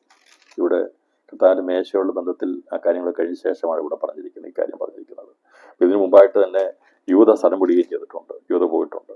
അപ്പോൾ യൂദ പോയതിനു ശേഷം പറഞ്ഞത്, നിങ്ങളാണ് എൻ്റെ പരീക്ഷയിൽ എന്നോടുകൂടെ ഉണ്ടാകുന്ന പറഞ്ഞത്. അല്ലെങ്കിൽ യൂദ എപ്പോഴും യേശുവിനെ പരീക്ഷിക്കാൻ വേണ്ടി ഒറ്റിക്കൊടുക്കാൻ വേണ്ടി വന്നവനാ. ഈ കർത്താവിന്റെ മേശ കർത്താവ് അവർക്ക് കൊടുത്ത ശേഷമായിട്ട് ഇത് സംഭവിക്കുന്നത്. കർത്താവ് പറഞ്ഞു, 12 പേരോട് പറഞ്ഞു, നിങ്ങളാണ് എൻ്റെ പരീക്ഷയിൽ കൂടുന്നുണ്ടവട്ട് പറഞ്ഞു. എന്നിട്ട് പറഞ്ഞു, ഇപ്പോൾ നടത്തിയ ശുശ്രൂഷ ഉണ്ടല്ലോ, അതായത് കർത്താവിന്റെ മേശ നടത്തി ഇതെന്റെ രക്തം, എൻ്റെ ശരീരമാകുന്ന, എൻ്റെ അപ്പമാണെന്നൊക്കെ പറഞ്ഞിട്ട് കർത്താവ് പറഞ്ഞു, ഇത് നിർവഹിക്കപ്പെടാൻ പോവുകയാണ്. എപ്പോഴാണ് നിർവഹിക്കപ്പെടുന്നത് അറിയാമോ? പുതുതായി ഇത് ദൈവത്തിന്റെ രാജ്യം, അത് ദൈവരാജ്യം വരുവോളും ഞാൻ മുന്തിയുടെ അനുഭവത്തിൽ നിന്ന് ദൈവരാജ്യത്തിന് നിവൃത്തിയാകുവോളും എന്ന് പറഞ്ഞ കഥ പറഞ്ഞു. ഇപ്പോൾ ഞാൻ ഈ ദൈവരാജ്യം നിങ്ങൾ കേൾപ്പിക്കുമ്പോൾ അത് കാണാൻ കഴിയത്തില്ല, എന്നാൽ ദൈവരാജ്യം അക്ഷരികമായിട്ട് വരും കുഞ്ഞുങ്ങളെ എന്നാണ് കർത്താവ് പറഞ്ഞത്. കർത്താവ് ഈ കർത്താവിന്റെ മേശ നടത്തി കഴിഞ്ഞപ്പോൾ ദൈവസഭയുള്ള ബന്ധത്തിൽ, ദൈവരാജ്യത്തുള്ള ബന്ധത്തിൽ കർത്താവ് അവിടെ ചില കാര്യങ്ങളെ വെളിപ്പെടുത്തിയിട്ട് പറഞ്ഞു, നിങ്ങൾ എൻ്റെ പരീക്ഷയിൽ നിന്നവരാ, ഞാൻ ഇനി ദൈവരാജ്യത്തിൽ നിങ്ങളോടുകൂടെ ഭക്ഷിക്കുന്നവരെ മുന്തിരിയുടെ അനുഭവത്തിൽ നിന്ന് കുടിക്കുകയില്ല എന്ന് കർത്താവ് പറഞ്ഞ് ഈ കാര്യങ്ങളൊക്കെ മനസ്സിലാക്കിയിട്ട് പറഞ്ഞു, ഇനി ദൈവരാജ്യത്തിന്റെ ശുശ്രൂഷ നിങ്ങളാണ് ചെയ്യേണ്ടത് എന്ന് പറഞ്ഞിട്ട് കർത്താവ് പറയുകയാണ്, നിങ്ങൾ എൻ്റെ രാജ്യത്തിൽ എൻ്റെ മേശയെങ്കിൽ തിന്നു കുടിക്കുകയും സിംഹാസനത്തിൽ നിന്ന് ഇസ്രായേൽ ഗോത്രം 12 ന്യായം വിധിക്കുകയും ചെയ്യും. കർത്താവ് അവരുടെ അവകാശം പറയുക. എന്നോട് പറയുന്നത്, ഈ അവകാശം നമ്മൾ ആദ്യം കേട്ടല്ലോ, നാനാ പരീക്ഷകളിൽ നാം ദുഃഖിക്കേണ്ടി വന്നാലും നിങ്ങൾ ആനന്ദിക്കാൻ കാരണം കർത്താവ് പറഞ്ഞു, ഇവിടം കൊണ്ട് തീരുന്നതല്ല എൻ്റെ ജീവിതം. ഈ കർത്താവിന്റെ മേശ കഷ്ടം സഹിക്കുന്നതിന് മുമ്പുള്ള മേശ ഞാൻ അനുഭവിക്കാൻ, ഞാൻ കഷ്ടം സഹിക്കാൻ പോകുക. പക്ഷേ ഈ കഷ്ടം കൊണ്ട് തീരുന്നതല്ല യേശുവിന്റെ ശുശ്രൂഷ. ഇന്ന് രാത്രി എന്നെ കേൾക്കുന്ന പ്രിയപ്പെട്ടവരെ, ഈ കഷ്ടം കൊണ്ട് തീരുന്നതല്ല ക്രിസ്തീയ ജീവിതം. ആനന്ദത്തിന്റെ നാളുകൾ ദൈവം നമുക്ക് വേണ്ടി നിത്യതയ്ക്ക് വേണ്ടി ഒരുക്കിയിട്ടുണ്ട്. സ്തോത്രം. കർത്താവ് വെളിപ്പെടുത്തിയത് ഇവിടെ പറഞ്ഞു, കഷ്ടം സഹിക്കാൻ പോകുക, ഞാൻ എൻ്റെ ശരീരം തകർക്കപ്പെടാൻ പോകുക, എൻ്റെ രക്തം ചീന്തപ്പെടാൻ പോകുക. പക്ഷേ ഇവിടം കൊണ്ട് തീരത്തില്ല. ഇത് ചീന്തപ്പെട്ടെങ്കിൽ മാത്രമേ ദൈവരാജ്യവും ദൈവസഭയും സ്ഥാപിതമാക്കപ്പെടുകയുള്ളൂ. അതുകൊണ്ട് അത് നിലനിൽക്കുന്നത്, എന്നേക്കും നിലനിൽക്കുന്നത്, അതിൻ്റെ വക്താക്കളായിട്ടാ നിങ്ങളെ ഞാൻ കണ്ടിരിക്കുന്നത്. അങ്ങനെയുള്ളവരാ എന്നോടുകൂടെ എൻ്റെ പരീക്ഷയിൽ നിന്നവർ എന്ന കർത്താവ് വെളിപ്പെടുത്തി. എൻ്റെ കഥ പറഞ്ഞു, നിങ്ങളിങ്ങനെ ഇവിടെ നിന്നതുകൊണ്ട് നിങ്ങൾക്ക് എന്ത് ലഭിക്കും എന്നുള്ളത് നിങ്ങൾ ഇടയ്ക്കൊക്കെ എന്നോട് ചോദിച്ചിട്ടുണ്ടല്ലോ. പക്ഷേ ഇന്ന് കഥ പറഞ്ഞു, നിങ്ങൾ എൻ്റെ രാജ്യത്തിൽ എൻ്റെ മേശയെങ്കിൽ തിന്നു കുടിക്കുകയും സിംഹാസനത്തിരുന്ന് ഇസ്രായേൽ ഗോത്രം 12 ന്യായം വിധിക്കുകയും ചെയ്യും. എന്തിനു വേണ്ടിയാ നാം ആനന്ദിക്കുന്നത്? എന്തിനു വേണ്ടിയാ സന്തോഷിക്കുന്നത്? പത്രോസ് അപ്പോസ്തലൻ വെറുതെ എഴുതിയതല്ല. അങ്ങനെ എഴുതാൻ കാരണം ഈ യേശു കർത്താവ് വെളിപ്പെടുത്തി കൊടുത്ത കാര്യം എന്താണെന്ന് അവന് മനസ്സിലായത് കൊണ്ടാണ് പത്രോസ് പറഞ്ഞത്, ഞാൻ ഒരുപാട് ഈ പരീക്ഷയൊക്കെ അനുഭവിക്കേണ്ടി വന്നതാ. പക്ഷേ നിങ്ങൾ ഭയപ്പെടുകയൊന്നും വേണ്ട കേട്ടോ. ഇത് ഇപ്പോൾ നിങ്ങൾ അല്പനേരത്തേക്ക് നാനാ പരീക്ഷകളാൽ ദുഃഖിച്ചിരിക്കേണ്ടി വന്നാലും ആനന്ദിക്കുന്നു. കഴിഞ്ഞു പോകാത്തതും തീയിൽ ശോധന കഴിക്കുന്നതുമായ പൊന്നിനേക്കാൾ നിങ്ങളുടെ പരിശോധന വിലയേറിയെന്ന് എഴുതാൻ കാരണം പ്രായോഗികമായിട്ട് അനുഭവിച്ചൊരു വ്യക്തിയാണ് പത്രോസ്. അപ്പോൾ ഇതിനകത്തൊരു ആനന്ദമുണ്ട്. രാത്രിയിൽ എത്ര പേർ വിശ്വസിക്കുന്നു? ഒരുപക്ഷെ വിശ്വാസം വന്നിട്ട് നമ്മുടെ ജീവിതത്തിന്റെ പ്രശ്നങ്ങൾ സങ്കീർണമായിട്ടുണ്ടായിരിക്കാം.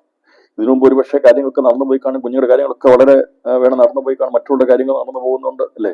നമ്മൾ നോക്കുമ്പോൾ വിശ്വാസം വരാത്തവരുടെ കാര്യങ്ങളൊക്കെ നോക്കുമ്പോൾ എല്ലാം നടക്കുന്നത്, കല്യാണം കൃത്യസമയത്ത് വിവാഹം നടക്കും, ജോലി കിട്ടും, ഒക്കെ എക്സ്വൈസ് ഇതെല്ലാം നടന്നു പോകും. അവർക്ക് രോഗമില്ല, പ്രശ്നങ്ങളില്ല, ബുദ്ധിമുട്ടില്ല.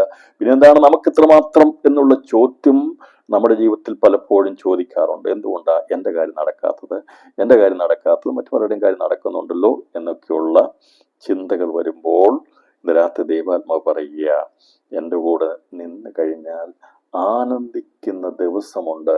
ആ ആനന്ദം ഒരു നാളും തീരുന്നതല്ല. ഇവിടുത്തെ താൽക്കാലികമായിരിക്കുന്ന ഒരു ആനന്ദമല്ല ക്രിസ്തു നമുക്ക് നൽകുന്നത്. പത്രോസിന് അറിയാമായിരുന്നു യേശു പറഞ്ഞതുപോലെ തന്നെ സംഭവിക്കുമെന്നുള്ളത്. അന്ന് അവൻ അറിയത്തില്ലായിരുന്നു. യേശുവിനെ ഇത് പറഞ്ഞു കൊടുക്കുമ്പോൾ മനസ്സിലായി. ഇന്നും നമുക്ക് ഇത് കേൾക്കുമ്പോൾ ഇതൊന്നും അങ്ങോട്ട് അത്ര വിശ്വാസമായി വരത്തില്ല. എന്നാൽ പത്രോസിനെ ഉറപ്പിച്ചതുപോലെ ദൈവവും നമ്മളെ ഓരോ പരീക്ഷകളിലൂടെ നമ്മെ ഉറപ്പിക്കുകയാണ്. കാരണം നാം സ്ഥിരപ്പെടുത്താൻ വേണ്ടി ആ പരീക്ഷ നൽകുന്നത്, ട്രയൽസ് വരുന്നത്, നമ്മെ പരീക്ഷിക്കുന്നത്, നമ്മുടെ പുറമെ നാം വിഷയങ്ങളിലൂടെ കടന്നു പോകുന്നത് ഇല്ലാതായി തീരാൻ വേണ്ടിയല്ല, നമ്മെ ഉറപ്പിക്കാൻ വേണ്ടിയാ. എന്നാൽ സാത്താൻ പരീക്ഷകനായി വരുന്ന ടെംപ്റ്റ് ചെയ്യുന്നത് നമ്മെ കൊടുക്കാൻ വേണ്ടി, ഏതെങ്കിലും വിധത്തിൽ നമ്മെ ഇല്ലാതാക്കാൻ വേണ്ടിയാണ്. പുറമെയുള്ള പലതുമായിട്ട് വരുന്നാൽ നാം അനുഭവിക്കുന്ന ശാരീരികമായ രോഗമാകട്ടെ, മനോവേദനയാകട്ടെ, പ്രയാസമാകട്ടെ, ക്രിസ്ത്യാനിയായിട്ട് കഷ്ടം സഹിക്കേണ്ടി വന്നാൽ അതിൽ നാം സന്തോഷിപ്പിക്കുമെന്നാണ് ദൈവത്തിന്റെ വചനത്തിൽ പറഞ്ഞിരിക്കുന്നത്. ഒരു കഥ പറഞ്ഞു, എൻ്റെ രാജ്യത്തിൽ എൻ്റെ മേശയിൽ തിന്നു കുടിക്കുകയും സിംഹാസനങ്ങളിരുന്ന്, അതിന് മുമ്പ് നമ്മളൊരു പക്ഷേ ഇത് കാണുമ്പോൾ കഷ്ടതയുടെ പാനപാത്രം, കഷ്ടതയുടെ അപ്പമൊക്കെ എടുത്തു കൊടുത്ത യേശു തന്നെ സംസാരിച്ചത് പറയുക, ഇത് നിങ്ങളോട് ഞാൻ പറയുമ്പോൾ ഞാൻ കഷ്ടത സഹിക്കുമ്പോൾ ഞാൻ മരിക്കാൻ പോവുകയാണ്. പക്ഷെ മരണം കൊണ്ട് തീരുന്നതല്ല ക്രിസ്ത്യ ജീവിതം. അതിനപ്പുറമായിട്ടൊരു ആനന്ദമുണ്ട്. കഥ പറഞ്ഞു, ഇവിടെ നിങ്ങൾക്ക് രാജ്യമില്ല. ഈ ലോകത്തിന്റെ രാജ്യങ്ങൾ നിങ്ങൾക്കെതിരായി നിൽക്കും. പക്ഷേ നിങ്ങൾ നിയമങ്ങളൊക്കെ അനുസരിച്ചോണം കേട്ടോ. അതുകൊണ്ടാണ് പറഞ്ഞത് കൈസർക്കുള്ള കേസ് കൊടുത്തു, മറ്റുള്ള കൊടുത്തു. കർത്താവിന്റെ ശിഷ്യന്മാരെ വ്യക്തമായി വേണ്ട രീതിയിൽ പഠിപ്പിച്ചത്. ഒരിക്കലും ആവശ്യമില്ലാത്ത കാര്യങ്ങളൊന്നും കർത്താവ് പഠിപ്പിച്ചില്ല. ഒരിക്കലും ഒരു മ്യൂട്ടിനി അല്ലെങ്കിൽ ഒരു സർക്കാരിനെതിരായിട്ടുള്ള ഒന്നും തന്നെ കർത്താവ് ചെയ്തില്ല. അതുകൊണ്ട് പ്രിയപ്പെട്ട ഒരു രാജ്യത്തിന്റെ നിയമങ്ങൾ, അത് വ്യവസ്ഥാപിതമായ നിയമങ്ങൾ, അത് നമുക്ക് പ്രായോഗികമായിട്ട് നിയമങ്ങളാണെങ്കിൽ നമ്മളതിനെ അംഗീകരിച്ച മതി, അവിടെ ചെയ്യണം. കർത്താവിന്റെ ശിഷ്യന്മാരെ ഒരിക്കലും അങ്ങനെ ഒരു രീതിയിൽ അവരെ പഠിപ്പിച്ചില്ല. അതുകൊണ്ടാണ് ഇവരെ പിടിച്ചിട്ട് ഉപദേശത്തെക്കുറിച്ചൊക്കെ ചോദ്യം ചെയ്ത് യേശുവിനെ പിടിച്ചപ്പോൾ അവരുടെ ശിഷ്യന്മാരെ കുറിച്ചും അവരെ പഠിപ്പിച്ചതൊക്കെ ചോദ്യം ചെയ്തു. കർത്താവ് ഞാൻ പരസ്യമായിട്ടാണ് സംസാരിച്ചത്, രഹസ്യമായിട്ടൊന്നും പറഞ്ഞിട്ടില്ലെന്ന് പറഞ്ഞു. എന്ന് പറഞ്ഞാൽ ഞാൻ അങ്ങനെ ഒരു ഗവൺമെന്റ് മറിക്കാൻ വേണ്ടി വന്നതൊന്നുമല്ല. പക്ഷെ മറിക്കേണ്ട സമയത്ത് മറിക്കും. സ്തോത്രം. കൈ തൊടാതെ ഇതെല്ലാം മറിച്ച് കളയാൻ ശക്തനായവനാ. അവനാണ് കല്ല് പറഞ്ഞു വരുന്നത്. കല്ല് അത് പറഞ്ഞു സ്വർഗത്തിൽ പറഞ്ഞു വന്ന് അത് ഇടിച്ചു തകർത്ത് കളയേണ്ടുന്ന സർവ്വ ആധിപത്യങ്ങളെ ഇല്ലാതാക്കി അവന്റെ രാജ്യം സ്ഥാപിക്കും. അത് ചെയ്യും. പക്ഷേ യേശുക്രിസ്തു ഒരിക്കലും അങ്ങനെ ആദ്യത്തെ വരവ് വന്നപ്പോൾ ഒന്നാമത്തെ വരവിൽ അല്ല അവനെ സ്ഥാപിക്കാൻ വരുന്നത്. രണ്ടാമത്തെ വരവിൽ നിശ്ചയമായിട്ടും അവനോട് കൂടെ ചേരാനുള്ളവരെല്ലാം ചേർന്ന് കഴിയുമ്പോൾ, ഇവിടെ വരുമ്പോൾ ഇവിടെയുള്ള ലോക സാമ്രാജ്യത്തെ ശക്തികളെ ഇല്ലാതാക്കി യേശു തന്റെ രാജ്യം സ്ഥാപിക്കും. കർത്താവ് പറഞ്ഞു, എന്റെ രാജ്യത്തിൽ. എന്നോട് ചോദിച്ചില്ലേ നീ രാജാവാണെന്ന് ചോദിച്ചില്ലേ? കർത്താവ് ഞാൻ രാജാവാന്ന് പറഞ്ഞു. ഞാൻ അങ്ങനെ തന്നെയാന്ന് പറഞ്ഞു. ഇപ്പം എനിക്കിവിടെ രാജ്യമില്ല, പക്ഷേ നിങ്ങൾ എന്നെ ക്രൂശിക്കും. എന്നാൽ ക്രൂശിതനായ യേശു അവിടം കൊണ്ട് തീർന്നു പോയിട്ടില്ല. ഇന്ന് രാത്രിയിൽ ലോകം മനസ്സിലാക്കണം, നിങ്ങൾ ക്രൂശിച്ച യേശു അവിടം കൊണ്ട് അസ്തമിച്ചില്ല. മൂന്നാം നാൾ ഉയർത്തെഴുന്നേറ്റു. അവൻ പറഞ്ഞതുപോലെ അവൻ തന്റെ രാജ്യം ഇവിടെ സ്ഥാപിക്കും. കഥ പറഞ്ഞു, ശിഷ്യന്മാർ പറഞ്ഞു, അവരെ ഉറപ്പിക്കുകയാണ്. അവരെ വാക്ക് പറഞ്ഞ് ഉറപ്പിക്കുക. ഇത് രാത്രിയിലും സന്ദേശം കേൾക്കുമ്പോൾ പ്രിയപ്പെട്ടവരെ, നാനാ പരീക്ഷകൾ കാരണം ഇവർ കടന്നു പോകുന്ന പരീക്ഷകൾ വലുതാ. നമ്മുടെ കഥ പറഞ്ഞത് അതിന്റെ 46 വാക്യത്തിൽ, നിങ്ങൾ ഉറങ്ങുന്നത് പരീക്ഷയിൽ അകപ്പെടാതിരിപ്പാൻ എഴുന്നേറ്റ് പ്രാർത്ഥിപ്പീൻ എന്ന് പറഞ്ഞു. ഉടനെ പ്രാർത്ഥിപ്പിക്കുന്ന കഥ പറഞ്ഞു. കാരണം പരീക്ഷ അകപ്പെടരുത്, അകപ്പെട്ട് കഴിഞ്ഞാൽ വിശ്വാസത്തിൽ ചോർന്നു പോകും, ഇല്ലാതായി പോകും. അതുകൊണ്ട് എഴുന്നേറ്റ് പ്രാർത്ഥിപ്പീൻ എന്ന് പറഞ്ഞവരെ ദൈവം എന്ത് ചെയ്തു? ഉത്സുകരാക്കി പ്രാർത്ഥിക്കാൻ വേണ്ടി കർത്താവ് ആഹ്വാനം ചെയ്തു. അപ്പോൾ പ്രാർത്ഥനയിൽ, അപ്പോൾ പരീക്ഷയിൽ അകപ്പെടാതിരിക്കണമെങ്കിൽ, പിശാചിന്റെ പരീക്ഷയിൽ അകപ്പെടാതിരിക്കണമെങ്കിൽ പ്രാർത്ഥന ആവശ്യമാണ്. ഞാൻ ഇന്ന് ഈ പ്രാർത്ഥനയെ കുറിച്ച് ഇങ്ങനെ ചിന്തിച്ചു. ഞാനിപ്പോൾ വിചാരിച്ചു, ഇന്ന് നമ്മൾ ഏറ്റവും അധികം വാക്ക് പറഞ്ഞത് ഈ പ്രാർത്ഥന, ഇത് ഈ മീറ്റിംഗിൽ കൂടുന്നപ്പോൾ ഏറ്റവും കൂടുതൽ വാക്ക് പറഞ്ഞത് എന്താണെന്നറിയാമോ? പ്രാർത്ഥന എന്നാ പറഞ്ഞത്, അല്ലേ? പ്രാർത്ഥന എന്നാ പറഞ്ഞത്. ഇത്ര പ്രാവശ്യം പ്രാർത്ഥന എന്നാ പറഞ്ഞത്. എല്ലാവരും പറഞ്ഞ പ്രാർത്ഥന. നമ്മൾ എപ്പോഴും പറയുന്നത് പ്രാർത്ഥനയാണ്. നമ്മുടെ ജീവിതത്തിന്റെ ഒരു ഭാഗമാണ് പ്രാർത്ഥന. പ്രാർത്ഥനയില്ലാത്ത ഒരല്ല വിശ്വാസം. പ്രാർത്ഥന എന്നുള്ളത് എപ്പോഴും നമ്മൾ ഒരുവിടുന്നല്ലേ, ഞാൻ പ്രാർത്ഥിക്കാം, എനിക്ക് വേണ്ടി പ്രാർത്ഥിക്കണം. പ്രാർത്ഥന തന്നെയാണ്. ഈ പ്രാർത്ഥനയെക്കുറിച്ച് എൻ്റെ ആരംഭം നോക്കിപ്പോയാൽ ഞാനിത് കണ്ടത്, പ്രാർത്ഥിക്കാനായിട്ട് കർത്താവ് പറയുന്ന അബ്രഹാമിനെ കുറിച്ച് പറയുമ്പോൾ, അവനൊരു പ്രവാചകനാണ്. അവൻ നിനക്ക് വേണ്ടി പ്രാർത്ഥിക്കട്ടെന്ന് അഭിമലക്കിനോട് പറയുന്ന സംഭവത്തിലാണ് പ്രാർത്ഥനയെക്കുറിച്ച് പറയുന്നതാണ് എൻ്റെ ഒരു പഠനത്തിൽ എനിക്ക് മനസ്സിലായത്. ഞാൻ മുമ്പ് എവിടെയാണ് പ്രാർത്ഥന പറഞ്ഞിട്ടുണ്ടെന്ന് എനിക്കറിയത്തില്ല. പക്ഷേ ഇന്ന് ഞാൻ അതേക്കുറിച്ച് ചിന്തിച്ചപ്പോൾ ഞാൻ വിചാരിച്ചു, ഏറ്റവും അധികം നമ്മൾ പറയുന്ന പ്രാർത്ഥനയല്ല, അത് എവിടെയാണ് പറഞ്ഞിരിക്കുന്നത് ചിന്തിച്ച് നോക്കിക്കഴിഞ്ഞപ്പോൾ, കർത്താവ് യഹോവയാം ദൈവം അഭിമലക്കിനോട് പറയുക, ഇവൻ പ്രവാചകൻ പ്രാർത്ഥിക്കട്ടെന്ന് പറഞ്ഞു. അവൻ പ്രാർത്ഥിച്ചാൽ നിന്റെ വിഷയം പരിഹാരം ഉണ്ടാകുമെന്ന് പറഞ്ഞു. പ്രാർത്ഥിക്കേണ്ടവൻ പ്രാർത്ഥിക്കണം. അപ്പോൾ പ്രാർത്ഥിക്കേണ്ട സമയത്ത് പ്രാർത്ഥിക്കണം. ഞാൻ വേണമെങ്കിൽ 2 പ്രാർത്ഥനക്കാരെ വേഗത്തിലെടുത്ത് കാണിക്കാം. സ്നാനപ്പെടുന്നതിന് മുമ്പ് പ്രാർത്ഥിച്ച് 2 വ്യക്തികളെ കൂടി വേഗത്തിലെടുത്ത് കാണിക്കാം. പരീക്ഷയിലാകപ്പെടാതിരിക്കാൻ ഉടനെ പ്രാർത്ഥിപ്പാൻ കർത്താവ് പറയുമ്പോൾ, അതിനു മുമ്പ് പ്രാർത്ഥിച്ച് 2 പേരുണ്ടായിരുന്നു. 2 പേരെ നിങ്ങൾക്കറിയാമോ? സ്നാനപ്പെടുന്നതിന് മുമ്പ് പ്രാർത്ഥിച്ച് 2 പേരുണ്ട്. പ്രഗത്ഭന്മാരായ 2 പേരാ. ഉൽപ്പത്തി 20-ാം അധ്യായത്തിലെ 7-ാം വാക്യത്തിൽ അവനൊരു പ്രവാചകനാകുന്നു, നീ ജീവനോടിരിക്കേണ്ടതിന് അവൻ നിനക്ക് വേണ്ടി പ്രാർത്ഥിക്കട്ടെന്ന് പറഞ്ഞു. ജീവനോടിരിക്കണമോ? പ്രവാചകൻ പ്രാർത്ഥിക്കണം. മനസ്സിലായോ? അപ്പോൾ യേശു ക്രിസ്തു ലോകത്തിൽ വന്നവൻ പ്രാർത്ഥിച്ചത് നമ്മൾ നിത്യജീവനോടിരിക്കാൻ വേണ്ടിയാ. കർത്താവിന്റെ പ്രാർത്ഥന അവൻ വളരെ ശ്രദ്ധയോടെ പ്രാർത്ഥിച്ചത്. അപ്പോൾ ഇവിടെ രാജാവിനോട് പറഞ്ഞു, നീ വലിയ ആളൊക്കെയാ, പക്ഷേ നിന്റെ ജീവൻ പോകേണ്ടതാ. നീ ജീവനോടിരിക്കണമെങ്കിൽ ഇവൻ പ്രാർത്ഥിക്കണം. ഇങ്ങനെയാണെങ്കിൽ കർത്താവ് അതിശ്രദ്ധയോടെ പ്രാർത്ഥിച്ചെന്തിനാണെന്നറിയാമോ? നമ്മുടെ നിത്യജീവന് വേണ്ടിയാ. ഈ ലോകത്തിൽ നമുക്ക് വേണ്ടി അതിശ്രദ്ധയോടെ പ്രാർത്ഥിച്ച യേശു, അവൻ പ്രാർത്ഥിച്ചത് കൊണ്ടാണ് നമുക്ക് നിത്യജീവൻ ഉണ്ടായത്. അപ്പം ഈ അബ്രഹാമിനോടുള്ള ബന്ധത്തിൽ അവിടെ അബ്രഹാം പ്രാർത്ഥിക്കുന്നില്ല എങ്കിൽ അവിടുത്തെ രാജാവ് മരിച്ചു പോകും. അവനെക്കുറിച്ച് പറഞ്ഞിരിക്കുന്നത്, അബീമേലെക്കിനോട് പറഞ്ഞു, നീ ജീവനോടിരിക്കണമെങ്കിൽ പ്രാർത്ഥന ആവശ്യമാണ്. പ്രാർത്ഥനയാണ് ജീവിപ്പിക്കുന്നത്. അപ്പോൾ പ്രാർത്ഥന ആവശ്യമാണ്. എന്നോട് പറയുകയാണ്, അബ്രഹാം ഒരു പ്രവാചകനാ, നീ ജീവനോടിരിക്കേണ്ടതിന് അവൻ നിനക്ക് വേണ്ടി പ്രാർത്ഥിക്കട്ടെ. അതെ പ്രിയപ്പെട്ടവരെ, ചിലര് ജീവനോടിരിക്കുന്നത് ചിലർ പ്രാർത്ഥിക്കുന്നത് കൊണ്ടാണ്. മനസ്സിലായോ? ആദ്യത്തെ പ്രാർത്ഥനയുള്ള ബന്ധത്തിലാണ് ഞാനത്. ബാക്കി ഏതെങ്കിലും ഉണ്ടെങ്കിൽ എന്നെ കണ്ടുപിടിച്ചെന്ന് പറയണം കേട്ടോ. ഇതിനു മുമ്പുള്ള ഭാഗത്ത് എവിടെയെങ്കിലും പ്രാർത്ഥന പറഞ്ഞിട്ടുണ്ടെങ്കിൽ ഞാനത് ഇന്ന് പെട്ടെന്ന് നോക്കിയെടുത്ത് ചിന്തിച്ചതാണ്. മുമ്പ് ഏതെങ്കിലും പ്രാർത്ഥനയെ കുറിച്ച് പറഞ്ഞിട്ടുണ്ടെങ്കിൽ ഒന്ന് കാണിച്ചത് നന്നായിരിക്കും. അപ്പോൾ അവൻ നിനക്ക് വേണ്ടി പ്രാർത്ഥിക്കാൻ പ്രവാചകനാ, ജീവനോടിക്കാൻ നിനക്ക് വേണ്ടി പ്രാർത്ഥിച്ചത് തന്നെയാണ് കർത്താവായ യേശു ക്രിസ്തു ലോകത്തിൽ വന്നത്. ശ്രദ്ധയോടെ ഗത്സമനിരുന്ന് പ്രാർത്ഥിച്ചത് കൊണ്ടാണ് നാം നിത്യജീവനോകരിക്കാനെത്തിയിരുന്നത്. അവന്റെ പ്രാർത്ഥനയാണ് നമ്മുടെ നിത്യജീവൻ. ഇന്ന് രാത്രിയിൽ പ്രിയപ്പെട്ടവരെ, നാം പ്രാർത്ഥിക്കുന്നത് കൊണ്ടാണ് മറ്റുള്ളവർ ജീവനോടിരിക്കുന്നത്. അതെ, എനിക്ക് വേണ്ടി നിങ്ങൾ പ്രാർത്ഥിക്കുന്നു, മറ്റുള്ളവർ പ്രാർത്ഥിക്കുന്നു, വിശ്വാസം നിലനിൽക്കാൻ വേണ്ടി പ്രാർത്ഥിക്കുന്നു. പ്രശ്നങ്ങളെന്ന് നാനാവിധ പരീക്ഷകൾ ദുഃഖിച്ചിരിക്കുമ്പോൾ നാം അന്യോന്യം പ്രാർത്ഥിക്കുന്നത് ജീവിച്ചിരിക്കേണ്ടതിന് വേണ്ടിയാ. പ്രാർത്ഥനയുടെ അർത്ഥം മനസ്സിലായോ? എന്തിനു വേണ്ടിയാ പ്രാർത്ഥിക്കുന്നത്? അതെ, സ്വന്തമായി പ്രാർത്ഥിക്കുന്നുണ്ട്, മറ്റുള്ളവർ പ്രാർത്ഥിക്കുന്നുണ്ട്. ഈ വിഷയം കയറി വന്നുകൊണ്ട് ഞാൻ അതിലേക്ക് പറഞ്ഞു. അപ്പോൾ അത് നമുക്ക് പ്രാർത്ഥനക്കാർക്ക് അറിഞ്ഞിരിക്കേണ്ട വിഷയമാണ്. നമ്മൾ പ്രാർത്ഥിക്കുന്നത് കൊണ്ട് നമ്മൾ എന്തെല്ലാം വിഷയങ്ങൾക്ക് വേണ്ടി പ്രാർത്ഥിക്കുന്നില്ലേ? നാനാ പരീക്ഷകൾ വരുമ്പോൾ കുഴഞ്ഞു പോകും, നിത്യജീവൻ അകന്നു പോകും, വേണമെങ്കിൽ നിരാശ വന്ന് മരിക്കാൻ തക്കതായ വിഷയങ്ങൾ വരും. വല്ലാതെ ഭാരം വരുമ്പോൾ വിചാരിക്കും, ഒന്ന് മരിച്ചാൽ മതിയായിരുന്നു. ഒന്ന് തീർന്നു കിട്ടിയാൽ മതിയായിരുന്നു. ചിന്തിച്ചിട്ടില്ലേ? വലിയ പ്രശ്നങ്ങളും പ്രതികൂലങ്ങളും വരുമ്പോൾ നാമും ചൂരച്ചെടിയുടെ കീഴിൽ ഇരിക്കുന്ന ഏലിയാവിനെ പോലെ ആയിത്തീരാറില്ലേ? യോനയെ പോലെ ആയിത്തീരാറില്ലേ? പലപ്പോഴും ചില ആവണക്ക് കണ്ട് നാം സന്തോഷിക്കാറുണ്ട്. നൈമിഷികങ്ങളാ. ഞാൻ പലപ്പോഴും വിചാരിക്കും, ഇപ്പോൾ ഈ വിഷയം സാധിക്കുമെന്ന് വിചാരിക്കും, പക്ഷെ കുറച്ചത് ഉണങ്ങിപ്പോകും. ഞാൻ അന്നേരം വിചാരിക്കും, ഈ ആവണക്ക് മാത്രമാണല്ലോ കാണുന്നത് വിചാരിക്കും. പക്ഷേ ദൈവം നമ്മളെ പഠിപ്പിക്കുന്ന കേട്ടോ, മനസ്സിലാക്കി തരുന്നതാ. നമ്മൾ യോനയ്ക്ക് എന്ത് സന്തോഷമായിരുന്നു!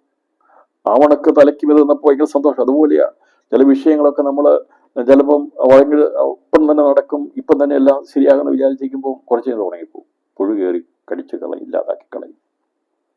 നമ്മളെ പഠിപ്പിക്കാൻ വേണ്ടിയാ, നമ്മളെ മാനസാന്തരം പഠിപ്പിക്കാൻ വേണ്ടിയാ, നമ്മളെ ക്ഷമ പഠിപ്പിക്കാൻ വേണ്ടിയാ, നമ്മളെ എന്തിനാണ് ഉത്തരവാദിത്വം മനസ്സിലാക്കാൻ വേണ്ടിയാ അങ്ങനെയുള്ള ചില ആവണക്കുകൾ നമ്മുടെ ജീവിതത്തിൽ വളർന്നു വരികയും പെട്ടെന്ന് ഇല്ലാതായിത്തീരുകയും ചെയ്യുന്നത്. അപ്പോൾ ഇങ്ങനെ കർത്താവ് നമ്മെ അബ്രഹാമിനെ കുറിച്ച് പറഞ്ഞു, അവൻ പ്രാർത്ഥിക്കുന്നവനാ. അബ്രഹാം വളരെ പ്രാർത്ഥിച്ചിട്ട് പറഞ്ഞിട്ടില്ല. കാരണം എപ്പോഴും ദൈവം മുഖാമുഖം അവനോട് ദൂതന്റെ വേഷത്തിൽ വന്ന് ദൂതന്മാർ അവനോട് സംസാരിച്ചുകൊണ്ട് അബ്രഹാം പ്രാർത്ഥിച്ചതായിട്ട് പലയിടത്തും എഴുതിയിട്ടില്ല. അവൻ ആരാധന കഴിച്ചായിട്ട് പറഞ്ഞിട്ടുണ്ട്, പ്രാർത്ഥനകളുടെ ബന്ധത്തിൽ പറഞ്ഞിട്ടുണ്ട്. ഇസ്ഹാക്ക് പ്രാർത്ഥനയെ കുറിച്ച് പറഞ്ഞിട്ടുണ്ട്, യാക്കോബ് പ്രാർത്ഥനയെ കുറിച്ച് പറഞ്ഞിട്ടുണ്ട്. പക്ഷെ അബ്രഹാമിന്റെ പ്രാർത്ഥനയെക്കുറിച്ച് വളരെ കാര്യമായിട്ടുള്ള രീതിയിൽ പറഞ്ഞില്ല. കാരണം അബ്രഹാമിന്റെ അടുത്ത് സഹിത്വമുണ്ടായിരുന്നു, എപ്പോഴും അവനോട് ഇറങ്ങി വന്ന് സംസാരിക്കുമായിരുന്നു. അപ്പോൾ അങ്ങനെ ഈ പ്രാർത്ഥന എന്നുള്ളത് ജീവനോടിരിക്കേണ്ടതിന് വേണ്ടിയാണ് പ്രാർത്ഥിക്കേണ്ടത്, അല്ലെ? പ്രാർത്ഥനയും ജീവനുമായിട്ട് ഇന്റർ കണക്റ്റഡ് ആണ്. അപ്പോൾ നാം ജീവനോടിരിക്കുന്നത് പ്രാർത്ഥന കൊണ്ടാണ്. നമ്മുടെ തലമുറ ജീവനോടിരിക്കുന്നത് പ്രാർത്ഥന കൊണ്ടാണ്. രാത്രിയിൽ പ്രാർത്ഥിക്കുന്നത് വെറുതെയായി പോകത്തില്ല. ഇന്ന് രാത്രിയിൽ കരഞ്ഞു പ്രാർത്ഥിക്കുന്നത് നമ്മുടെ തലമുറകൾ, നമ്മുടെ പ്രിയപ്പെട്ടവരാരും വിശ്വാസം നഷ്ടപ്പെട്ടു പോകാതിരിക്കുവാൻ, നിരാശപ്പെട്ടു പോകാതിരിക്കുവാൻ, അവര് അസ്ഥിരപ്പെട്ടു പോകാതിരിക്കാൻ വേണ്ടി നാനാ പരീക്ഷകളാൽ ദുഃഖിച്ചിരിക്കുമ്പോൾ അതിൽ നിന്ന് വിടുതൽ കിട്ടി ആനന്ദിക്കാൻ വേണ്ടിയാണ് ദൈവമക്കൾ പ്രാർത്ഥിക്കുന്നത്. അപ്പോൾ നാനാ പരീക്ഷകളാൽ നവലാതെ വലഞ്ഞ് ഭാരപ്പെടുമ്പോൾ ഒന്നും മതിയായി തീർന്നു കിട്ടിയാൽ മതിയായിരുന്നു ചിന്തിക്കുന്ന, പലപ്പോഴും കണ്ടുമടുത്ത ജീവിതമേ, രാത്രി ദൈവാത്മാവ് പറയുക, നീ വിഷമിച്ച വിഷയങ്ങളിൽ മേൽ ദൈവാത്മാവ് ആനന്ദത്തിന്റെ ഘോഷമുയർത്താൻ പോകുകയാണ്. കരമുയർത്തി ഇന്ന് രാത്രി ഇരിക്കുന്ന സ്ഥലത്ത് സ്തോത്രം ചെയ്താട്ട് ദൈവത്തിന്റെ ആത്മാവ് ഇന്ന് രാത്രിയിൽ ദൈവം ചില ഹൃദയങ്ങളോട് നമ്മളോട് സംസാരിക്കുകയാണ്. ഒന്ന് മതിയായിരുന്നെങ്കിൽ, അതേ ഇനി പരീക്ഷ എനിക്ക് സഹിക്കാൻ വയ്യ, എനിക്കിനി സഹിക്കാൻ വയ്യ, മടുത്തു ദൈവമേ എന്ന് പറഞ്ഞു പോയ ചില വിഷയങ്ങൾ മേൽ ഇന്ന് ദൈവം അത് ആനന്ദ വിഷയമാക്കി മാറ്റുവാൻ പോകുകയാണ്. വിലാപത്തെ നൃത്തമാക്കി തീർക്കുന്നവൻ, ദുഃഖത്തെ സന്തോഷമാക്കി തീർക്കുന്നവൻ നമ്മുടെ ഹൃദയത്തിന്റെ ഭാരങ്ങളെ കണ്ടുകൊണ്ട് ഇന്ന് രാത്രിയിൽ സംസാരിക്കുകയാണ്. നീ മടുത്തുപോയി, ഇന്ന് മതിയായി, എനിക്കിത് മതി, ഇനി സഹിക്കാൻ വയ്യ എന്ന് പറഞ്ഞ വിഷയത്തിന്മേൽ ദൈവാത്മാവിന് ശക്തമായി ഇടപെടുകയാണ്. ജീവനോടിരിക്കേണ്ടതിന് വേണ്ടി പ്രാർത്ഥിക്കണം. പരീക്ഷയിൽ നീ പരീക്ഷയിൽ നീ തളർന്നു പോകാതിരിക്കാൻ, അകപ്പെടാതിരിക്കാൻ പ്രാർത്ഥിക്കാൻ പറഞ്ഞതിന്റെ അർത്ഥം. ഏത് മനുഷ്യൻ നിരാശപ്പെട്ടു പോകും, എത്ര മുമ്പിൽ നിൽക്കുന്നവനും തളർന്നു പോകും. എന്നാൽ പ്രാർത്ഥനയുടെ കരങ്ങൾക്ക് മാത്രമേ നിലനിർത്തുവാൻ കഴിയത്തുള്ളൂ. സന്ദേശം മനസ്സിലാൻ വിചാരിക്കുന്നു. ഞാൻ തളർന്നു പോകുമ്പോൾ, വിഷമിച്ചു പോകുമ്പോൾ എനിക്ക് വേണ്ടി എന്നെ താങ്ങി നിർത്തുന്നത് പ്രിയപ്പെട്ട നിങ്ങളുടെ ഓരോരുത്തരുടെയും പ്രാർത്ഥനകളാണ്. അന്യോന്യമുള്ള പ്രാർത്ഥനയാണ്. നമ്മുടെ കഴിവല്ല കേട്ടോ, നമ്മുടെ കഴിവല്ല. അതെ, സഹിച്ചു മടുക്കുമ്പോൾ, ഭാരപ്പെട്ട് കഴിയുമ്പോൾ, ഇനി വേണ്ട എന്ന് ചിന്തിക്കുമ്പോൾ ഇറങ്ങി വന്ന് പ്രവർത്തിക്കുന്ന ദൈവത്തിന്റെ തിരുസാന്നിധ്യം ഇന്ന് രാത്രി വ്യാപരിക്കുന്നുണ്ട്. കിടക്കയിൽ കിടന്നുകൊണ്ട്, മുറികൾ അടച്ചിട്ടുകൊണ്ട്, ആരും കാണാതെ ശൂന്യതകളിലേക്ക് നോക്കിക്കൊണ്ട്, അതേ ഇനി വേണ്ട എന്ന് പറഞ്ഞുകൊണ്ട് ജീവിതം പോലും മടുത്തുപോയ ജീവിതങ്ങളോട് രാത്രി ദൈവാത്മാവ് കൃത്യമായി സംസാരിക്കുക. നിന്നെ തീർത്ത് കളയാൻ വേണ്ടി ശത്രു പരീക്ഷിക്കുമ്പോൾ അവിടം കൊണ്ട് തീർത്ത് കളയുന്നവനല്ല, അവിടെ നിന്റെ ജയോത്സവമായി നടത്തുന്നവനാണ് ഞാനും നിങ്ങളും ആരാധിക്കുന്ന, നാം പ്രാർത്ഥിക്കുന്ന നമ്മുടെ കർത്താവ് എന്ന് പറഞ്ഞത്. നമ്മളോട് സഹതാപം കാണിക്കുവാൻ അവൻ മതിയായവനാണ്, അവൻ പരീക്ഷ സഹിച്ചവനാണെന്ന് പറഞ്ഞിരിക്കുന്നത്. പത്രോസിന്റെ ജീവിതത്തിൽ യേശു പറഞ്ഞ കാര്യങ്ങളൊക്കെ അവനോട് പറഞ്ഞു കഴിഞ്ഞ് നിങ്ങൾ എൻ്റെ രാജ്യത്തിൽ എൻ്റെ സിംഹാസനത്തിൽ ഇരുന്ന് ഞാൻ പറഞ്ഞു വന്ന 2 പേരുടെ പ്രാർത്ഥനയോട് വേഗത്തിൽ പറയാം. ആരൊക്കെയാ 2 പേര് പ്രാർത്ഥിച്ചെന്ന് വേഗത്തിൽ പറയാം. പറഞ്ഞു വിട്ടുപോയി കഴിഞ്ഞാൽ ചിലപ്പോൾ നാളെ ചോദിക്കും, അത് പറഞ്ഞത് മുഴുവൻ പറഞ്ഞില്ലല്ലോ എന്ന് പറയും. അതുകൊണ്ട് അപ്പോസ്തല പ്രവൃത്തിയിൽ സ്നാനപ്പെടുന്നതിന് മുമ്പ് പ്രാർത്ഥിച്ച 2 പേരെ കുറിച്ച് വേഗത്തിലൊന്ന് ഹിന്റ് ചെയ്ത് പോകാം. ഞാൻ അതേക്കുറിച്ച് ദീർഘിപ്പിക്കുന്നില്ല. ഈ മെസ്സേജ് എല്ലാം ഇന്ന് വന്നതാണ്, പക്ഷേ എല്ലാവരും എടുക്കാനുള്ള സമയമില്ലാത്തതുകൊണ്ട് വേഗത്തിൽ പറയാം. 9-ാം അധ്യായം അതിന്റെ 11-ാം വാക്യത്തിലാണ് സ്നാനപ്പെടുന്നതിന് മുമ്പ് ഒരുമിരുന്ന് പ്രാർത്ഥിക്കുക. കർത്താവ് അവനോട്, നീ എഴുന്നേറ്റ് നിർവീതി എന്ന തെരുവിൽ ചെന്ന് യൂദായുടെ വീട്ടിൽ തർസോസുകാരനായ ശൗൽ എന്ന പേരുള്ളവരവനെ അന്വേഷിക്കുക, അവൻ പ്രാർത്ഥിക്കുന്നു. പ്രാർത്ഥനക്കാരൻ ആണോ? അല്ല, അവൻ പ്രാർത്ഥിക്കുവായിരുന്നു. പാരമ്പര്യത്തിന്റെ പ്രാർത്ഥന ചൊല്ലുന്നവനായിരുന്നു. അന്നത്തെ ന്യായപ്രമാണത്തിന് പ്രാർത്ഥിക്കുന്നവരായിരുന്നു. അങ്ങനെയായിരുന്നു നമ്മളൊക്കെ. ഒരുപാട് പാരമ്പര്യത്തിനൊക്കെ പ്രാർത്ഥന ചൊല്ലിയവരായിരുന്നു. പക്ഷെ ഇവരുടെ പ്രാർത്ഥനയ്ക്ക് മാറ്റം വന്നു, ചുളുത്തുകൾക്ക് മാറ്റം വന്നു, ആചാരത്തിന് മാറ്റം വന്നു.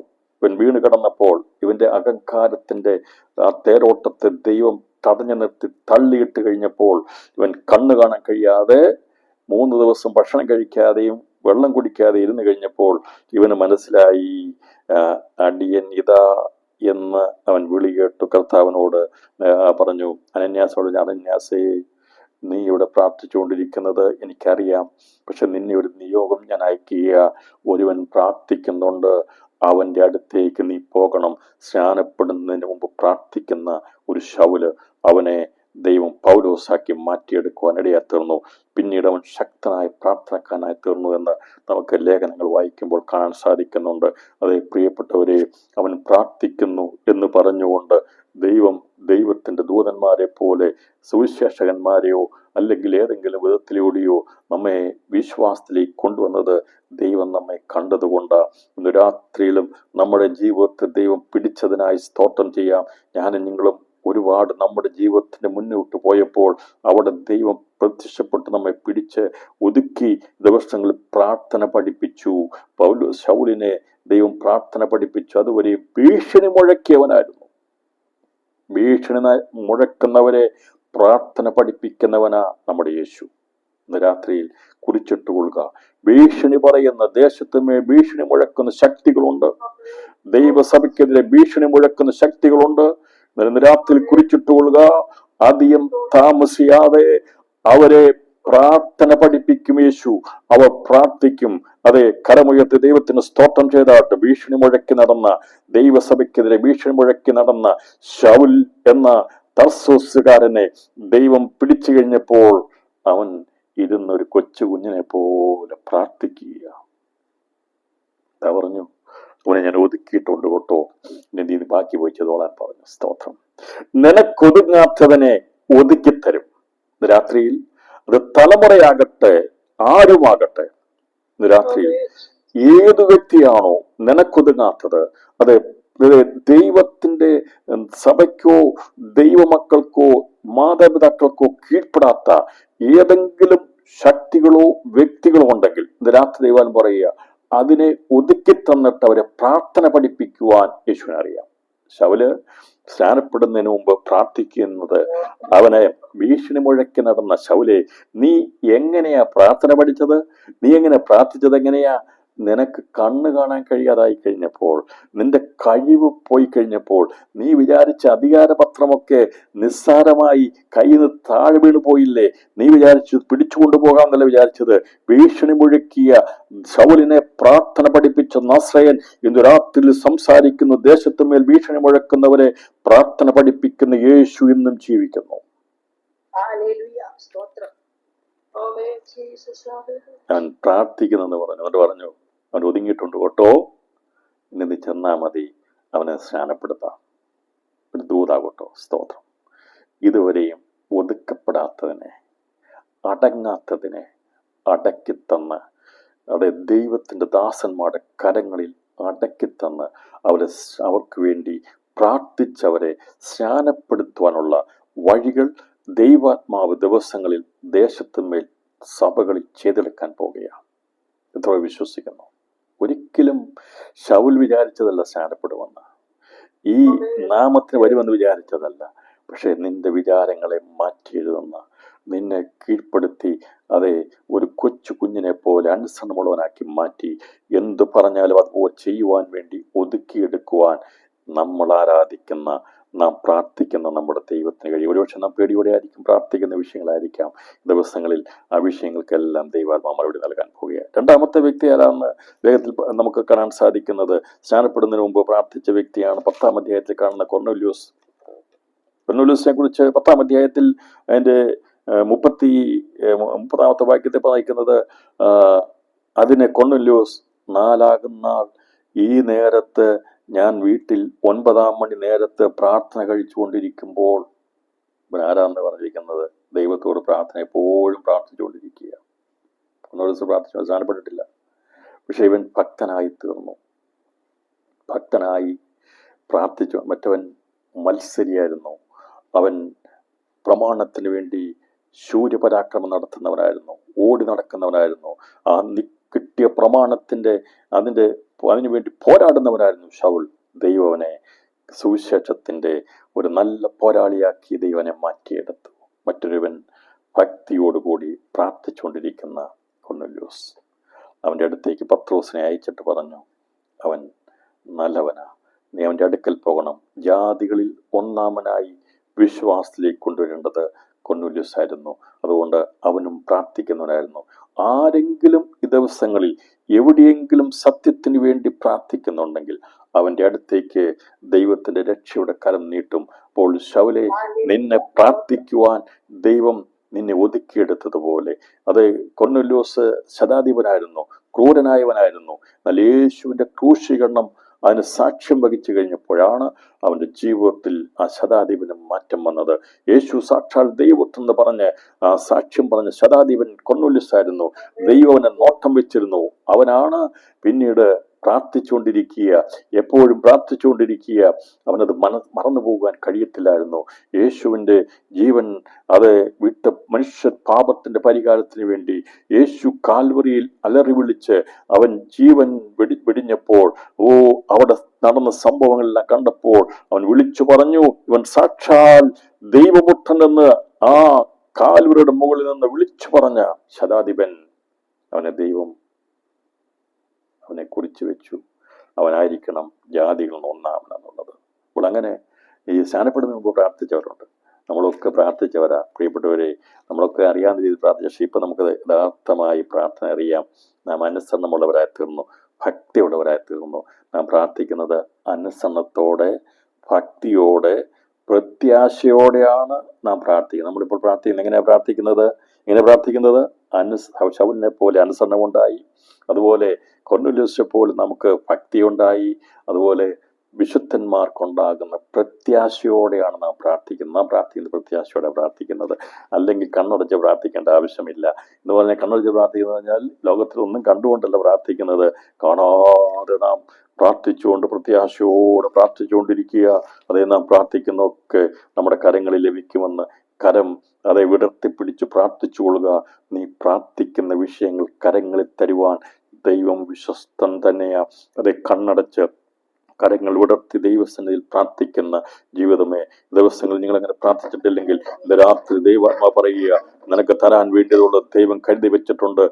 നീ കൈ അടച്ചു പിടിക്കേണ്ട, കൈ തുറന്നു പിടിച്ചു പ്രാർത്ഥിച്ചു. നമ്മുടെ കരങ്ങളിൽ ദൈവം നമ്മുടെ പ്രാർത്ഥനാ വിഷയങ്ങളെ നൽകാൻ പോകുക. നീ അതിനെ കരസ്ഥമാക്കാൻ പോകുക. ദിവസങ്ങളിൽ കരങ്ങളിലേന്തി ദൈവത്തിന് സ്തോത്രം ചെയ്യുവാൻ തക്കവണ്ണം പ്രാർത്ഥനയ്ക്കുള്ള മറുപടി സ്വർഗം നൽകാൻ പോകുകയാണ്. ഞാൻ സമയം മുമ്പോട്ട് പോകുന്നതുകൊണ്ട് എടുത്ത വിഷയം വേഗത്തിൽ പറഞ്ഞ് അവസാനിപ്പിക്കാം. പത്രോസിനോട് പറഞ്ഞു, ശിഷ്യന്മാർ പറഞ്ഞതോടുകൂടെ പറഞ്ഞു, നിങ്ങളാണ് എൻ്റെ പരീക്ഷകൾ എന്നോടുകൂടെ നിന്നവർ. കർത്താവ് മറന്നു കളയത്തില്ല കേട്ടോ. ഈ മനുഷ്യൻ, നമ്മളും നമ്മുടെ ജീവിതത്തിലും പലപ്പോഴും മറന്നു കളയും പലരെയും. എന്നാൽ ജീവിതത്തിൽ പരീക്ഷകളിൽ കൂടെ നിന്നവരെ മറന്നു കളയരുത്.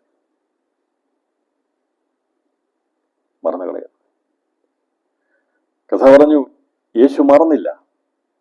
കഥ പറഞ്ഞു, ഞാൻ വലിയ ആളാ, ഞാനിതൊക്കെ സഹിക്കുമെന്നല്ല പറഞ്ഞത്.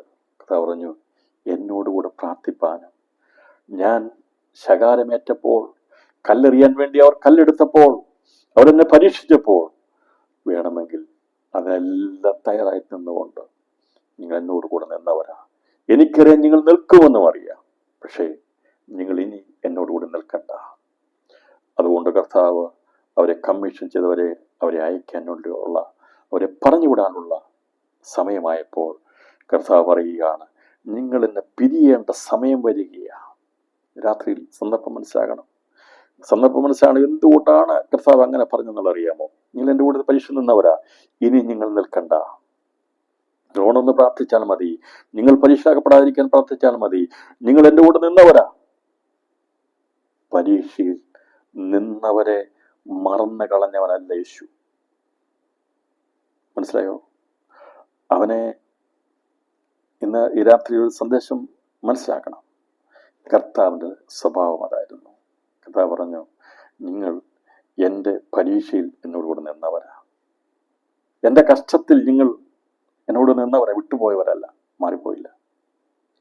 പലപ്പോഴും കഷ്ടതയിൽ കൂടെ നിൽക്കുന്നവരെ സുഖമൊക്കെ കിട്ടുമ്പോൾ മറന്നുകളയും. അത് മാനുഷികമാണ്, അത് സ്വാഭാവികമാണ്. എന്നാൽ യേശു അങ്ങനെയല്ലായിരുന്നു. ഞാനും നിങ്ങളൊക്കെ മറന്നുകളയും. നമ്മുടെ പണ്ട് സഹായിച്ചവരോ സ്നേഹിച്ചവരെയോ അല്ലെങ്കിൽ പ്രാർത്ഥിച്ചവരോ ഒക്കെ നമുക്ക് ഇന്ന് ഓർത്തിരിക്കാൻ പറ്റത്തില്ല, സാധ്യമല്ല. അത് സാരമില്ല, അതൊന്നും വിഷയമല്ല. ഞാൻ പറഞ്ഞത് അത് സ്വാഭാവികം. എന്നാൽ യേശു അങ്ങനെയായിരുന്നില്ല. കർത്താവ് പറഞ്ഞു, നിങ്ങൾ എൻ്റെ കഷ്ടതയിൽ നിലനിന്നവരാ, നിങ്ങൾ എന്നോട് കൂടെ നിലനിന്നവരാ. നിങ്ങൾ എനിക്കൊരിക്കലും മറക്കാൻ കഴിയത്തില്ല. രാത്രിയിൽ യേശുവിന് വേണ്ടി കഷ്ടം സഹിച്ചാൽ നിന്നെ ആരും മറന്നാലും അവൻ മറക്കത്തില്ല, മറക്കുകയില്ല. നേതൃത്വം മറന്നു കളയാം, മറ്റു പലരും മറന്നു കളയാം. ക്രിസ്തുവിന് വേണ്ടി കഷ്ടം സഹിച്ചാൽ വേണമെങ്കിൽ സപ്പോർട്ട് നിന്ന് കളയാം, പലരും മറന്നു കളയാം. പക്ഷേ യേശു പറഞ്ഞു, എനിക്ക് വേണ്ടി കഷ്ടം സഹിക്കുന്നവരെ, എന്നോട് കൂടെ നിൽക്കുന്നവരെ ഞാൻ ഒരു നാളും മറന്നു കളയുകയില്ല. യേശുവിന്റെ സ്നേഹം അവിടെ പ്രദർശിപ്പിക്കുക.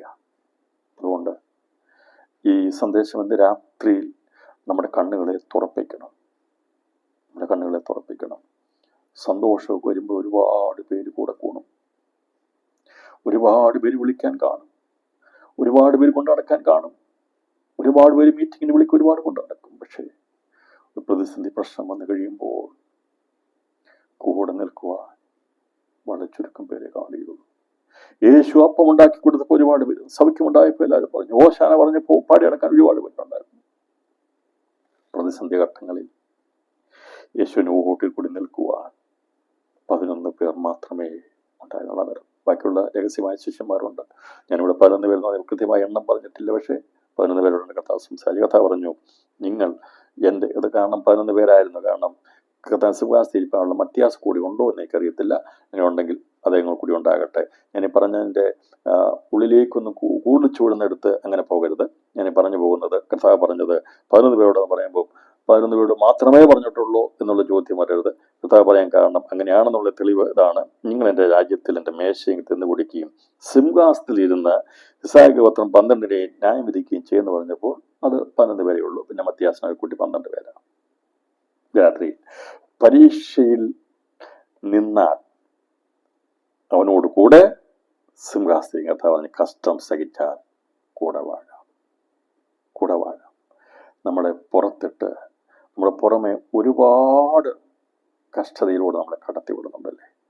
നാനാ പരീക്ഷകളല്ലേ അല്ലേ. 2025 തീർന്നു പോകുമെന്ന് പറഞ്ഞ കാര്യങ്ങളൊക്കെ പിന്നെയും 2026 ഫെബ്രുവരിയിലും നമ്മൾ കാണുന്നുണ്ട്. പക്ഷേ നമ്മുടെ പ്രത്യാശ വിട്ടിട്ടില്ല.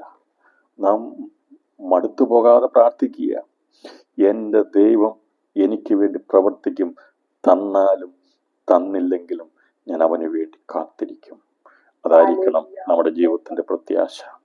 തന്നാലും തന്നില്ലെങ്കിലും എൻ്റെ സ്തോത്രത്തിന് കുറവ് വരത്തില്ല, എൻ്റെ ആരാധനയ്ക്ക് കുറവ് വരത്തില്ല.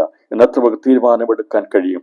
അതെ, എന്നെ കൊന്നാലും ഞാൻ അവനായി കാത്തിരിക്കുമെന്ന് യോ പറഞ്ഞതുപോലെ ദിവസങ്ങളിൽ നമുക്ക് പറയാം, കർത്താവേ ദൈവമേ, ഈ ദിവസങ്ങളിൽ ഞങ്ങൾ അങ്ങേ വിട്ട് പിരിഞ്ഞല്ല, നിന്നോട് കൂടെ നിൽക്കുവാനാ.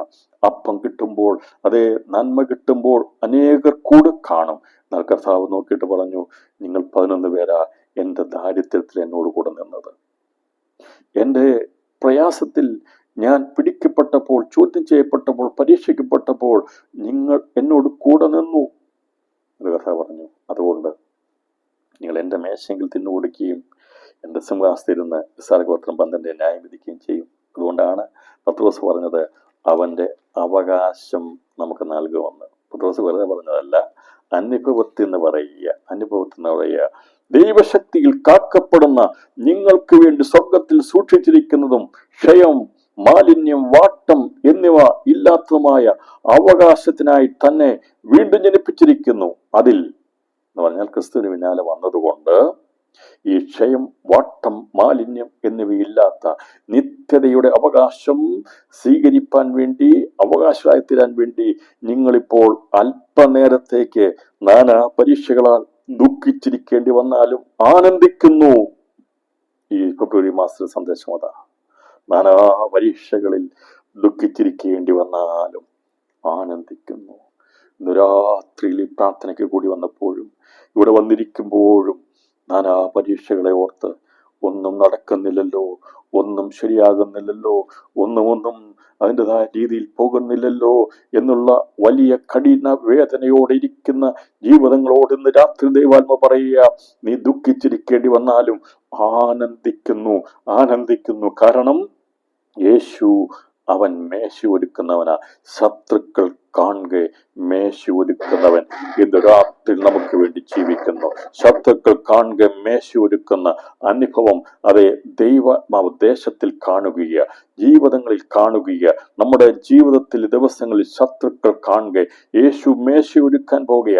അവൻ മേശ ഒരുക്കുന്നവനാ. നമ്മുടെ കഥ പറഞ്ഞ് നിങ്ങൾ എൻ്റെ രാജ്യത്തിൻ്റെ എൻ്റെ മേശയെങ്കിൽ തിന്നു കുടിക്കുകയും സിംഹാസനിരുന്ന് ഇസ്രായേൽ 12 നിങ്ങൾ ഒരുപാട് നിന്ദിക്കപ്പെട്ടില്ലേ? യേശുവിന് പിന്നാലെ പോയ നസ്രായന്റെ പിന്നാലെ പോയിട്ട് ഒരുപാട് ലജ്ജ കേൾക്കേണ്ടി വന്നില്ലേ? ഭയപ്പെടേണ്ട ഓട്ടോ, ഇവിടെ സിംഹാസനമൊന്നുമില്ല, പക്ഷേ അവിടെ ഇരുത്താമെന്ന് കർത്താവ് തൻ്റെ രാജ്യത്ത് ഇരുത്തുമെന്ന്. ഇവിടെ ഈ ഭൂമിയെ നമുക്ക് സിംഹാസനം വേണ്ട, ഇവിടെ നമുക്ക് അധികാര കസേരകൾ വേണ്ട, ജോലി പദവിയൊക്കെ ഉണ്ടെങ്കിൽ ഇരുന്നോട്ടെ, അത് കുഴപ്പമില്ല. ഞാൻ പറഞ്ഞത് അതല്ല. പക്ഷെ എന്നാൽ നമുക്ക് വേണ്ടി ദൈവം ഒരുക്കുന്ന സിംഹാസനങ്ങളുണ്ട്, അതിലിരിക്കാനുള്ള അവകാശികളാണ് നാം. അതുകൊണ്ട് ക്ഷയം, വാട്ടം, മാലിന്യം എന്നില്ല അവകാശത്താണ് നമ്മൾ വീണ്ടും ജനിപ്പിച്ചിരിക്കുമ്പോൾ അതിൽ നമുക്ക് ദുഃഖമുണ്ട്, കഷ്ടതയുണ്ട്, പ്രയാസമുണ്ടെന്ന് രാത്രിയിൽ എല്ലാ ദുഃഖങ്ങളും മാറി സന്തോഷിക്കണം. ദൈവം നമുക്ക് വേണ്ടി ഒരുക്കിയിരിക്കുന്നത് ഒരു കണ്ണ് കണ്ടിട്ടില്ല, ഒരു ചെവി കേട്ട് ഒരു മനുഷ്യകഥ തോന്നിട്ടില്ലെന്ന് കർത്താവ് പറഞ്ഞിരിക്കുന്നത് ദൈവം തന്റെ രാജ്യം സ്ഥാപിക്കുമെന്നും അതിൽ നിങ്ങൾ അവനോടുകൂടെ തിന്നുകുടിക്കുമെന്നും ഭക്ഷിക്കുമെന്നും അത് മാത്രമല്ല സിംഹാസനം ഇരിക്കുമെന്നുള്ള പദവി, അധികാരം, ദൈവ അവകാശം എന്താണെന്ന് അവർക്ക് വെളിപ്പെടുത്തി കൊടുത്തു. അതുകൊണ്ടാണ് പത്രോസ് പറഞ്ഞത് നിങ്ങൾക്കത് അറിയത്തില്ല, പക്ഷേ ഞങ്ങളത് അനുഭവിച്ചതാ എന്ന് പറഞ്ഞുകൊണ്ട് നമ്മളെ ബോധ്യപ്പെടുത്തി തരിക. ഈ സന്ദേശം ഇത് അറിയാവുന്നതുകൊണ്ടാണ് പത്രോസ് പറഞ്ഞത് യേശുവിനെ കാണിച്ചു കൊടുക്കുന്ന രാത്രിക്ക് മുമ്പായി, അവനെ പിടിക്കപ്പെടുന്നതിന് മുമ്പായി നടന്ന സംഭവങ്ങളെല്ലാം മനസ്സിലാക്കിക്കൊണ്ട് പത്രോസ് പറയുക, ക്രിസ്തുവിന്റെ പിന്നാലെ നിന്ന് സഹിക്കേണ്ടി വന്നാൽ, പിടിച്ചു നിന്നാൽ, ആ കഷ്ടം സഹിച്ചു നിന്നാൽ യേശു പറഞ്ഞിരിക്കുന്ന വാഗ്ദത്തം നിറവേറപ്പെടുമെന്ന് പറഞ്ഞു. എന്നിട്ട് പറഞ്ഞു, ശിമോനെ ശിമോനെ എന്നിട്ട് പറഞ്ഞു, സാത്താൻ നിങ്ങളെ ഗോതമ്പ് പോലെ പാറ്റേണ്ടവന് എന്ന് പറഞ്ഞാൽ നിന്നെ പരീക്ഷിക്കാൻ വേണ്ടി, നിന്നെ പ്രലോഭിപ്പിക്കാൻ വേണ്ടി, പേടിപ്പിക്കാൻ വേണ്ടി ചോദിച്ചു. പത്രോസിനോട് മാത്രമല്ല, നിങ്ങളെ എന്നാ പറഞ്ഞു, നിങ്ങളെ എല്ലാവരെയും ചോദിച്ചാണ് പറഞ്ഞിരിക്കുന്നത്. അങ്ങനെയല്ലേ? ശിമോനെ ശിമോനെ, സാത്താൻ നിങ്ങളെ ഗോതമ്പ് പോലെ പാറ്റേണ്ടതിന് കൽപ്പന ചോദിച്ചു. യേശുവിന്റെ ശിഷ്യന്മാരാ 3 വർഷത്തെ ശുശ്രൂഷ കഴിഞ്ഞ ശേഷമായി സാത്താൻ ചോദിച്ചു, ഇവരെയൊന്ന് വിട്ടുതരാമോ? ഇവിടെ വിശ്വാസം പോയി പോകുന്ന കാണിക്കാമെന്നുള്ള രീതിയിൽ അനുവാദം ചോദിച്ചു. യോബിനെ പരീക്ഷിച്ച പോലെ പരീക്ഷിക്കാൻ വേണ്ടി അനുവാദം ചോദിച്ചു. യേശു സമ്മതിച്ചില്ല. യേശു പറഞ്ഞു, നിന്റെ വിശ്വാസം പോയി പോകാതിരിപ്പാൻ നിനക്ക് വേണ്ടി അപേക്ഷിച്ചു. അത് നിനക്ക് വേണ്ടി ഞാൻ അപേക്ഷിച്ചു കേട്ടോ. ഈ സാത്താൻ അവൻ ചോദിക്കും, ഇവനൊന്ന് വിട്ടുതരാമോ, ഇവനൊന്ന് വിട്ടുതരാം, ഇവന്റെ വിശ്വാസം എത്രയോളെന്ന് പറഞ്ഞോട് ചോദിക്കും. ആ സമയത്ത് അവൻ ദൈവത്തോട് ചോദിച്ചിട്ട് നമ്മൾ കടന്നു പോകുന്ന കഷ്ടത യോബിനെ പോലെയുള്ളതാണെങ്കിൽ ശരീരത്തിന്മേൽ ഒരു സൗഖ്യവും കാണത്തില്ല ഓട്ടോ. ഭയങ്കര ബുദ്ധിമുട്ടാണ് ഇല്ലേ?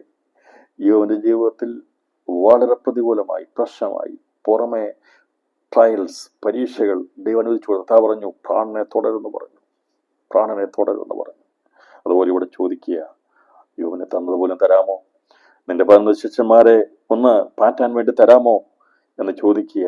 ഞാൻ അവരെ ഒന്ന് പാറ്റി നോക്കട്ടെ എന്ന് ചോദിച്ചപ്പോൾ കഥ പറഞ്ഞു, ദുഷ്ടന്റെ കയ്യിൽ പരീക്ഷയ്ക്ക് ദൈവം ഏൽപ്പിച്ചു കൊടുത്തിരുന്നത് പറഞ്ഞു, നിന്റെ വിശ്വാസം പോയി പോകാതിരിക്കേണ്ടതിന് നിനക്ക് വേണ്ടി അപേക്ഷിച്ചു. കർത്താവ് പ്രത്യേകം സ്പെസിഫൈ ചെയ്ത് ഈ അവൻ്റെ ഹൃദയം കൂടി കണ്ടിട്ടാണ് കർത്താവ് സംസാരിക്കുന്നത്. ഇവൻ്റെ ഹൃദയത്തിൽ യേശുവിനെ വിട്ടുപിരിയാത്ത ഒരു വലിയ സ്നേഹമുണ്ടായിരുന്നു പത്രോസിന്. കഥാ യേശുവിനെ അറിയാമായിരുന്നു. നമ്മൾ വിചാരിക്കും ഈ പത്രോസ് അവൻ അവൻ തള്ളിക്കളഞ്ഞവനാണെന്നൊക്കെയുള്ള നമ്മൾ പറയാറുണ്ട്. പക്ഷെ അങ്ങനെയല്ല സംഭവം. അല്ല, യേശുവിനെ അറിയാമായിരുന്നു പത്രോസ് ഒരുങ്ങിയിരിക്കുകയാണെന്നറിയാം. പക്ഷേ അവനെ ആ ഒരുക്കത്തിൽ നിന്ന് പിന്മാറ്റേണ്ടതിന് വേണ്ടിയാണ് യേശു അവിടെ പ്രവർത്തിക്കുന്നത്. മനസ്സിലായോ? എന്ന് പറഞ്ഞാൽ തുറന്നു പറയുകയാണ് അവനോട്, കർത്താവെ, ഞാൻ നിന്നോടുകൂടെ തടവിലാകുവാനും മരിപ്പാനും ഒരുങ്ങിയിരിക്കുന്നു എന്ന് പറഞ്ഞു. അവൻ നിശ്ചയിച്ചിരിക്കുകയായിരുന്നു. കർത്താവ് പറഞ്ഞതുപോലെ അല്ല, വെറുതെ അല്ല. കർത്താവ് ഇവൻ പറഞ്ഞു, നിന്റെ വിശ്വാസം പൊയ്ക്കാതിരിക്കാൻ വേണ്ടി ഞാൻ അങ്ങനെ നിന്നെ ഏൽപ്പിച്ചു കൊടുത്തില്ല എന്ന് പറഞ്ഞപ്പോൾ പത്രോസ് പറയുക, കർത്താവേ, നീ തടവിലാകുമെന്ന് എനിക്കറിയാം, നീ മരിക്കേണ്ടി വന്നാലും അതിനും ഞാൻ ഒരുങ്ങിയിരിക്കുക എന്ന് പറഞ്ഞു. ഇവന് വലിയൊരു അറ്റാച്ച്മെന്റ് യേശുവിനോടുണ്ടായിരുന്നു, വലിയൊരു ബന്ധമുണ്ടായിരുന്നു. അതുകൊണ്ടാണ് സാധാരണ പറഞ്ഞത് പാറ്റാൻ തരാമോ എന്ന് ചോദിച്ചത്. അപ്പൊ അതിൽ ഏറ്റവും വ്യത്യസ്തനായിട്ടൊരു വ്യക്തിയാണ് ശിമോൻ. ഇപ്പൊ കഥാ സ്പെസിഫൈ ചെയ്ത് ശിമോനെ എടുത്ത് പറയുക, ശിമോനെ നിങ്ങളെ പാറ്റേണ്ടതിന് പരീക്ഷിക്കേണ്ടത് സാത്താൻ അവൻ അനുവാദം ചോദിച്ചു. പക്ഷേ നിന്റെ വിശ്വാസം പത്രോസേ, നിന്റെ വിശ്വാസം പോകാതിരിക്കേണ്ടതിന് ഞാൻ നിനക്ക് വേണ്ടി അപേക്ഷിച്ചു എന്ന് പറഞ്ഞപ്പോൾ എന്നിട്ട് പറഞ്ഞു, നീ ഒരു സമയം നിനക്ക് വേണ്ടി അപേക്ഷിച്ചു, എന്നാൽ നീ ഒരു സമയം തിരിഞ്ഞ് വന്ന ശേഷം നിന്റെ സഹോദരന്മാരെ ഉറപ്പിച്ചു കൊടുക്കുക എന്ന് പറഞ്ഞു. നിനക്ക് ഒരു സമയം നീ എന്നെ വിട്ടുപോയിട്ടേ മതിയാകുള്ളൂ. നീ ഉറപ്പിക്കേണ്ട ശുശ്രൂഷ നിനക്കുള്ളതാ, നീ അത് ചെയ്യും. നീ മനസ്സിൽ നിശ്ചയമുള്ളവനാ, മുമ്പിൽ നിൽക്കുന്നവനാ. 10 ദിവസം മുമ്പിൽ നിൽക്കുന്നവനാ, ഏത് കാര്യത്തിലും മുമ്പിൽ നിൽക്കുന്നവനാ. യേശുവിനെ അറിയാമായിരുന്നു ഇവൻ മുമ്പിൽ തന്നെ നിൽക്കുമെന്നുള്ളത്. അങ്ങനെ നിൽക്കുകയും ചെയ്തല്ലോ. യേശുവിനെ പിടിച്ചപ്പോൾ അവൻ മുമ്പിൽ നിന്നില്ലേ, വാളൂരിയില്ലേ, വെട്ടി. കാരണം അവൻ ഒരുങ്ങിയിരിക്കുന്ന പറഞ്ഞതാ, ഒരുങ്ങിയിരുന്നവനാ, ഒരുക്കമുള്ളവനായിരുന്നു. മരിക്കേണ്ടി വന്നാൽ യേശുവോട് മരിക്കാമെന്നുള്ള തീരുമാനം പത്രോസിനുണ്ടായിരുന്നു. എന്നാൽ അവൻ്റെ ആ തീരുമാനത്തെ യേശു പറഞ്ഞു, വേണ്ട പത്രോസേ, നീ ഇപ്പോൾ മരിക്കാനുള്ളവനല്ല, നീ ഉറപ്പിക്കേണ്ടവനാ. നിന്റെ എൻ്റെ സഹോദരന്മാരെ ശക്തീകരിക്കേണ്ടവനാ, ഉറപ്പിക്കേണ്ടവനാ. നിന്റെ ശുശ്രൂഷ തുടങ്ങുന്നതേ ഉള്ളൂ. നീ ഇവിടെ എന്നോടുകൂടെ മരിക്കാനുള്ളവനല്ല എന്ന് കർത്താവിനെ പറഞ്ഞ് മനസ്സിലാക്കി കൊടുക്കുകയാണ്. സഹോദരന്മാരെ ഉറപ്പിച്ചുകൊള്ളുക. കർത്താവ് പ്രവചനാത്മാവിൽ പറഞ്ഞു, ഇവരെല്ലാം ചെതറിപ്പോയാലും നീ ആയിരിക്കണം ഇവരെ ഉറപ്പിക്കേണ്ടതെന്ന് പറഞ്ഞു. അപ്പോൾ പത്രോസ് പറഞ്ഞത്, ഞാൻ ഒരുങ്ങിയിരിക്കുക, എല്ലാം ഞാൻ സെറ്റ് ചെയ്തിരിക്കുക, വീട്ടിൽ പോലും ഞാൻ പറഞ്ഞിട്ടാണ് വന്നിരിക്കുന്നത് അല്ലേ. പത്രോസ് വീട്ടിലൊക്കെ പറഞ്ഞു, യാത്ര പറഞ്ഞിട്ടാണ് വന്നത് ഞാൻ വിചാരിക്കുന്നത്. ഞാൻ യേശുവിൻ്റെ പിന്നാലെ പോവുക കേട്ടോ, നീ മടങ്ങി വരുമെന്ന് തോന്നുന്നില്ല. കാരണം യേശു പറയുന്ന പോലെയൊക്കെ സംഭവിക്കുന്നതാ. അവനെ പിടിക്കുമെന്നും കൊല്ലുമെന്നും ഒക്കെ യേശു പറഞ്ഞു. 3-ാം നാൾ ഉയർത്തി നിൽക്കുന്ന കാര്യം അത്ര മുന്നോട്ട് പോയില്ല. പക്ഷെ ലോകപരമായിട്ടുള്ള അന്നത്തെ അറിവനുസരിച്ച് പിടിക്കും കൊല്ലുമെന്ന് അറിയത്തുള്ളായിരുന്നു, ഉയർക്കുന്നുള്ള കാര്യം മറന്നുപോയി. കാരണം അത് അത്രമാത്രം അത് ഓർക്കാൻ പറ്റത്തില്ല. ഈ പ്രതിസന്ധി പ്രശ്നവും ഒരുപാട് സംശയമൊക്കെ വരുമ്പോൾ നമ്മുടെ പ്രത്യാശയുടെ പലതും നമ്മളങ്ങ് മറന്നു പോകും ഇല്ലേ? മറന്നു പോകത്തില്ലേ? ഇല്ലേ? എല്ലാവരോടും ഞാൻ ചോദിക്കുന്നത്, അൺമ്യൂട്ട് ചെയ്ത് പറയണ്ട. അങ്ങനെയല്ലേ? അങ്ങനെയാ. ഈ തടവിലാകുന്ന മരിക്കുന്നതൊക്കെ ഓർക്കുകയുള്ളൂ. അതിനപ്പുറമുള്ള യേശു പറഞ്ഞത് 3-ാം നാൾ ഉയർത്തി നിൽക്കും, നിങ്ങളെന്നെ കാണും, നിങ്ങളെനിക്ക് ഗലീലയ്ക്ക് പോകുന്നൊക്കെ പറഞ്ഞ് അങ്ങ് വിട്ടുപോയി. കാരണം എന്താണെന്നറിയാമോ? ഇത് മറന്നുപോയതല്ല. ഈ പ്രഷർ വരുമ്പോൾ, ടെൻഷൻ വരുമ്പോൾ ഈ ഭീതിയുടെ വിഷയം മാത്രമേ ഓർക്കുകയുള്ളൂ. പ്രത്യാശയുടെ കാര്യം ഓർത്തു കഴിഞ്ഞാൽ ടെൻഷൻ എല്ലാം പോകും. ടെൻഷൻ റിലീസ് ചെയ്യാൻ വേണ്ടി ദൈവം സംസാരിക്കുക. ഈ 3-ാം നാൾ ഉയർത്തി നിൽക്കുന്ന പറഞ്ഞിരുന്നെങ്കിൽ ഈ പറയുന്ന ടെൻഷൻ പത്രോസിന് എത്രമാത്രം ബിൽഡപ്പ് ചെയ്യത്തില്ലായിരുന്നു. പക്ഷെ അവന് മനസ്സിലാക്കിയത്രേ ഉള്ളൂ. നമ്മളൊക്കെ അങ്ങനെ ചിന്തിക്കുന്നത്, ഇത് ഇപ്പം തീരാൻ പോവുക, വിചാരിച്ചു ഞാൻ തയ്യാറാന്ന് പറഞ്ഞു. അപ്പോൾ കർത്താവ് പറഞ്ഞു, ഞാൻ 3-ാം നാൾ ഉയർത്തെന്നിട്ട് വരും കേട്ടോ. നീ ഇപ്പം മരിച്ചു കഴിഞ്ഞാൽ ഇപ്പം നിനക്ക് ഉയർത്തെഴുന്നേൽക്കാൻ പറ്റത്തില്ല. അതുകൊണ്ട് നീ മരിക്കണ്ട. നീ ഒരുങ്ങിയിരിക്കുന്നത് ആണെന്ന് എനിക്കറിയാം, അതങ്ങനെയാണെന്നും അറിയാം. സാത്താൻ നിന്നെ പരീക്ഷിക്കാൻ വേണ്ടി നോക്കിയ നിന്റെ വിശ്വാസം പോയി പോകും എന്ന് പറഞ്ഞാൽ വല്ലാത്തൊരു പ്രതിസന്ധി വന്നു കഴിഞ്ഞാൽ നീ പോയി പോകും, നിന്റെ വിശ്വാസം എത്രയുണ്ടെന്നുള്ളത് ഞാൻ കാണിക്കാം, നീ ഇപ്പോൾ തീരുമാനം എടുത്തിട്ടൊക്കെ ഉണ്ട്, പക്ഷേ ഈ തീരുമാനം പ്രായോഗികമായിട്ടുള്ള തലത്തിൽ വരുമ്പോൾ നീ പിന്മാറിപ്പോകും.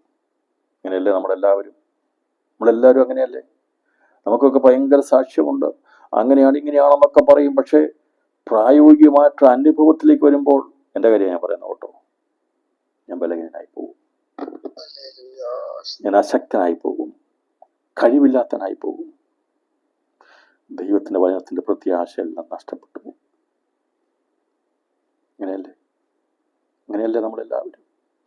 നമ്മുടെ സഹതാപം, നമ്മുടെ ബലഹീനത മനസ്സിലാക്കുന്ന കർത്താവ്, അവൻ സഹതാപം കാണിക്കുന്നവനാ. പത്രോസിന്റെ ബലഹീനത യേശു മനസ്സിലാക്കി. അവൻ പറയുന്നതൊക്കെ അവന്റെ ഹൃദയത്തിൽ നിന്നാ പറഞ്ഞത്. അവൻ നിൽക്കുമെന്നും മരിക്കാൻ തയ്യാറാണെന്നൊക്കെ പറഞ്ഞത് അവന്റെ ഹൃദയത്തിൽ നിന്നാ പറഞ്ഞത്. പക്ഷേ അവൻ മനുഷ്യനായതുകൊണ്ട് ബലഹീനനാണ്. പ്രായോഗികമാകുന്ന വിഷയം വരുമ്പോൾ, പ്രതിസന്ധി വരുമ്പോൾ ഇവൻ പിന്മാറും എന്നുള്ളത് യേശുവിന് അറിയാമായിരുന്നു. അത് മുന്നമേ യേശു അവനെ ഓർപ്പിച്ചു. രാത്രിയിൽ എന്നെ ഈ സന്ദേശം കേൾക്കുന്ന പ്രിയപ്പെട്ടവരെ, ഞാനും നിങ്ങളൊക്കെ പലതും തീരുമാനമെടുക്കുന്നവരാ, അങ്ങനെ നിൽക്കാമെന്നൊക്കെ വിചാരിക്കുന്നവരാ. എന്നാൽ അതിൻ്റെ അസമയം വരുമ്പോൾ നമ്മളെല്ലാം ബലഹീനരായിത്തീരും. എന്നാൽ നമ്മുടെ ബലഹീനതയിൽ സഹതാപം കാണിക്കുന്ന യേശു ഇന്നു രാത്രി നമ്മളോട് സഹതാപം കാണിക്കും. എബ്രായ ലേഖനത്തിൽ പൗലോസ് എഴുതുന്നത്, സഹതാപം കാണിച്ച ക്രിസ്തു. നമ്മളെല്ലാം മുമ്പിൽ നിൽക്കുന്നവരാ, എടുത്തു കാണാൻ തയ്യാറാൻ നിൽക്കുന്നവരാ, കർത്താവിന്റെ ഭരിക്കാമെന്ന് പറയുന്നവരാ, എല്ലാം വിട്ടുകളയാന്ന് പറയുന്നവരാ. എന്നാൽ യഥാർത്ഥ വിഷയം വന്നപ്പോൾ മനുഷ്യൻ ബലഹീനനാ, ഭീതിയുള്ളവനാ, ഭയമുള്ളവനാ. രാത്രി ഞാൻ സന്ദേശം അവസാനിപ്പിക്കാൻ പോവുകയാണ്. ഇതാണ് നമ്മുടെ ബലഹീനത. നമ്മുടെ ബലഹീനത ഏതാ? പത്രോസിന്റെ ബലഹീനത നമ്മുടെ ബലഹീനതയല്ലേ? രാത്രി എത്ര സമ്മതിക്കാൻ കഴിയും? അതേ കർത്താവേ, ഞാനും പലപ്പോഴും പത്രോസിനെ പോലെ വാക്കുകൾ പറയുന്നവനാ, ഒരുക്കമുള്ളവനാ. എന്നാൽ പ്രതിസന്ധിയുടെ ഘട്ടം വരുമ്പോൾ ഞാൻ ഭയപ്പെടുന്നവനാ. എത്ര പേർക്ക് സമ്മതിക്കാൻ സാധിക്കും? രാത്രി നമ്മുടെ ബലഹീനത സമ്മതിച്ചാൽ നമ്മുടെ കർത്താവ് നമ്മോട് സഹതാപം കാണിക്കും. അതുകൊണ്ട് അവൻ നീക്കുപോക്ക് നൽകുന്ന, പരീക്ഷയോടൊപ്പം നീക്കുപോക്ക് നൽകുന്നത് എവിടെയാണ് പറഞ്ഞിരിക്കുന്നത്? ഇപ്പൊ പത്രോസിന്റെ പരീക്ഷയോടൊപ്പം തന്നെ നീക്കുപോക്കും കൂടെ ദൈവം കൊടുത്തു. കാരണം ഇവൻ പരീക്ഷിക്കപ്പെടാൻ പോകുന്നു, ഇവൻ തള്ളിപ്പറയാൻ പോകുന്നു. പക്ഷേ തള്ളിപ്പറയുന്നതിന് മുമ്പായിട്ട് യേശു ഇവനെ ഓർപ്പിച്ചു, നീ ഇങ്ങനെ ചെയ്യാൻ പോകുക, നിന്റെ ബലഹീനത ഞാൻ വെളിപ്പെടുത്താൻ പോകുക. ശിഷ്യന്മാരിൽ ഒന്നാമനായിരിക്കുന്ന പത്രോസേ, നീ ഒരുങ്ങിയിരിക്കുന്നവനാ. ഇന്ന് രാത്രി ദൈവാത്മാവ് എന്നോട് സംസാരിക്കുക. ഞാനും നിങ്ങളും പലതിനും ഒരുങ്ങിയിരിക്കുന്നവരാ, പലതും നാം പറയുന്നവരാ. എന്നാൽ ഇന്ന് രാത്രി ദൈവാത്മാവ് പറയുക, അതൊക്കെ വെറും പറച്ചിലുകൾ മാത്രമാ. നമ്മുടെ ബലഹീനത കാണുന്ന ഒരു ദൈവം ഇന്നു രാത്രി നമ്മളെ കാണുന്നുണ്ട്. അവനറിയാം നമ്മൾ ആരാണെന്ന്. അവനോട് ബലഹീനതയെ മനസ്സിലാക്കിയിട്ട് അതിനുള്ള പരിഹാരം പറഞ്ഞു കൊടുത്തിട്ട യേശു കാൽവരിയിൽ മരിച്ചത്. ഇന്നു രാത്രി നമ്മുടെ ബലഹീനതയിൽ നമ്മളോട് സഹതാപം കാണിക്കുന്ന കർത്താവ് നമ്മളോട് കൂടിയിരിക്കുന്നത് കൊണ്ട് 2026 നാം വിശ്വാസത്തിൽ നിലനിൽക്കുന്നതെന്ന് ഓർത്തുകൊണ്ട് ദൈവത്തിന് സ്തോത്രം ചെയ്യണം. 2025 ചോദ്യം ചെയ്യപ്പെട്ടതാ. എന്നാൽ ബലഹീനതയിൽ സഹതാപം കാണിക്കുന്ന യേശുവിന്റെ ആ പ്രവൃത്തി മുഖാന്തരമായിട്ടാണ് പരിഹാരം വരുത്തിയത് കൊണ്ട് അവൻ പരീക്ഷയ്ക്കൊപ്പം പരിഹാരം വരുത്തും. കഥ പറഞ്ഞു, നിങ്ങൾക്ക് സഹിപ്പാൻ കഴിയുന്നതിൽ മീതെയുള്ള പരീക്ഷ നിങ്ങൾക്ക് വരാൻ ഞാൻ സമ്മതിക്കുകയില്ല. ഇന്ന് രാത്രിയിൽ ഏറ്റെടുത്തുകൊള്ളുക. അതെ, നമുക്ക് സഹിക്കാൻ കഴിയുന്നതിനേക്കാൾ വലിയൊരു പരീക്ഷ ദൈവം തരികയില്ല. നമ്മുടെ പരീക്ഷ മാറുന്ന ദിവസങ്ങളാക്കി മാറ്റാൻ പോകുക. അതെ, ദൈവത്തിനറിയാം ഇത്രത്തോളമേ വരാവുള്ളൂ എന്ന് പറഞ്ഞുകൊണ്ട് സമുദ്രത്തിന് അതിർവെച്ചവൻ ഈ ദിവസങ്ങളിൽ അതിർവെച്ച് ചില കുടുംബങ്ങളെ, വ്യക്തികളെ അതിർത്തിരിക്കാൻ പോകുക. ഇത്രത്തോളമേ നിനക്ക് അടുത്ത ദോഷങ്ങൾ വരാതെ അവൻ പരിപാലിക്കാൻ വേണ്ടി അതിർവെച്ചിരിക്കുന്ന പോലെ ഇന്ന് രാത്രി അതിർവെച്ച് ഇത്രത്തോളമേ ആകാവുള്ളൂ എന്ന് പറഞ്ഞുകൊണ്ട് അതിർവെച്ച് നമ്മളെ സംരക്ഷിക്കുന്ന ദൈവത്തിന്റെ ആ സഹതാപത്തിനായി ഇന്ന് രാത്രി ഞാൻ ദൈവത്തിന് സ്തോത്രം ചെയ്യുന്നു. ഇവന്റെ ബലഹീനത എന്താണെന്ന് കർത്താവ് പറഞ്ഞു കൊടുത്തു. എന്നോട് പറഞ്ഞു, നീ മുമ്പിൽ നിൽക്കുന്നവനാ, എല്ലാം ശരിയാ, നിന്റെ സ്നേഹമുണ്ട്, നിനക്ക് ഉറപ്പുണ്ട്. പക്ഷേ പത്രോസേ, നീ എന്നെ അറിയുന്നില്ല എന്ന് 3 വട്ടം തള്ളിപ്പറയോളം ഇന്ന് കോഴി കൂകയില്ല എന്ന് ഞാൻ നിന്നോട് പറയുന്നു എന്ന് പറഞ്ഞു. അവന്റെ ബലഹീനത എന്താണെന്ന് വെളിപ്പെടുത്തിയിട്ട് പറഞ്ഞു, നീ ഇത് തള്ളിപ്പറയും, അത് നിന്റെ ബലഹീനതയാ. മനുഷ്യനാകുന്ന ഞാനും നിങ്ങളും ബലഹീനരാ. എന്നാൽ നമ്മുടെ കർത്താവ് നമുക്ക് വേണ്ടി ബലഹീനനായി അവൻ ക്രൂശനായി തീർന്നെങ്കിലും അവൻ നമുക്ക് വേണ്ടി ബലഹീനനായി തീർന്നു.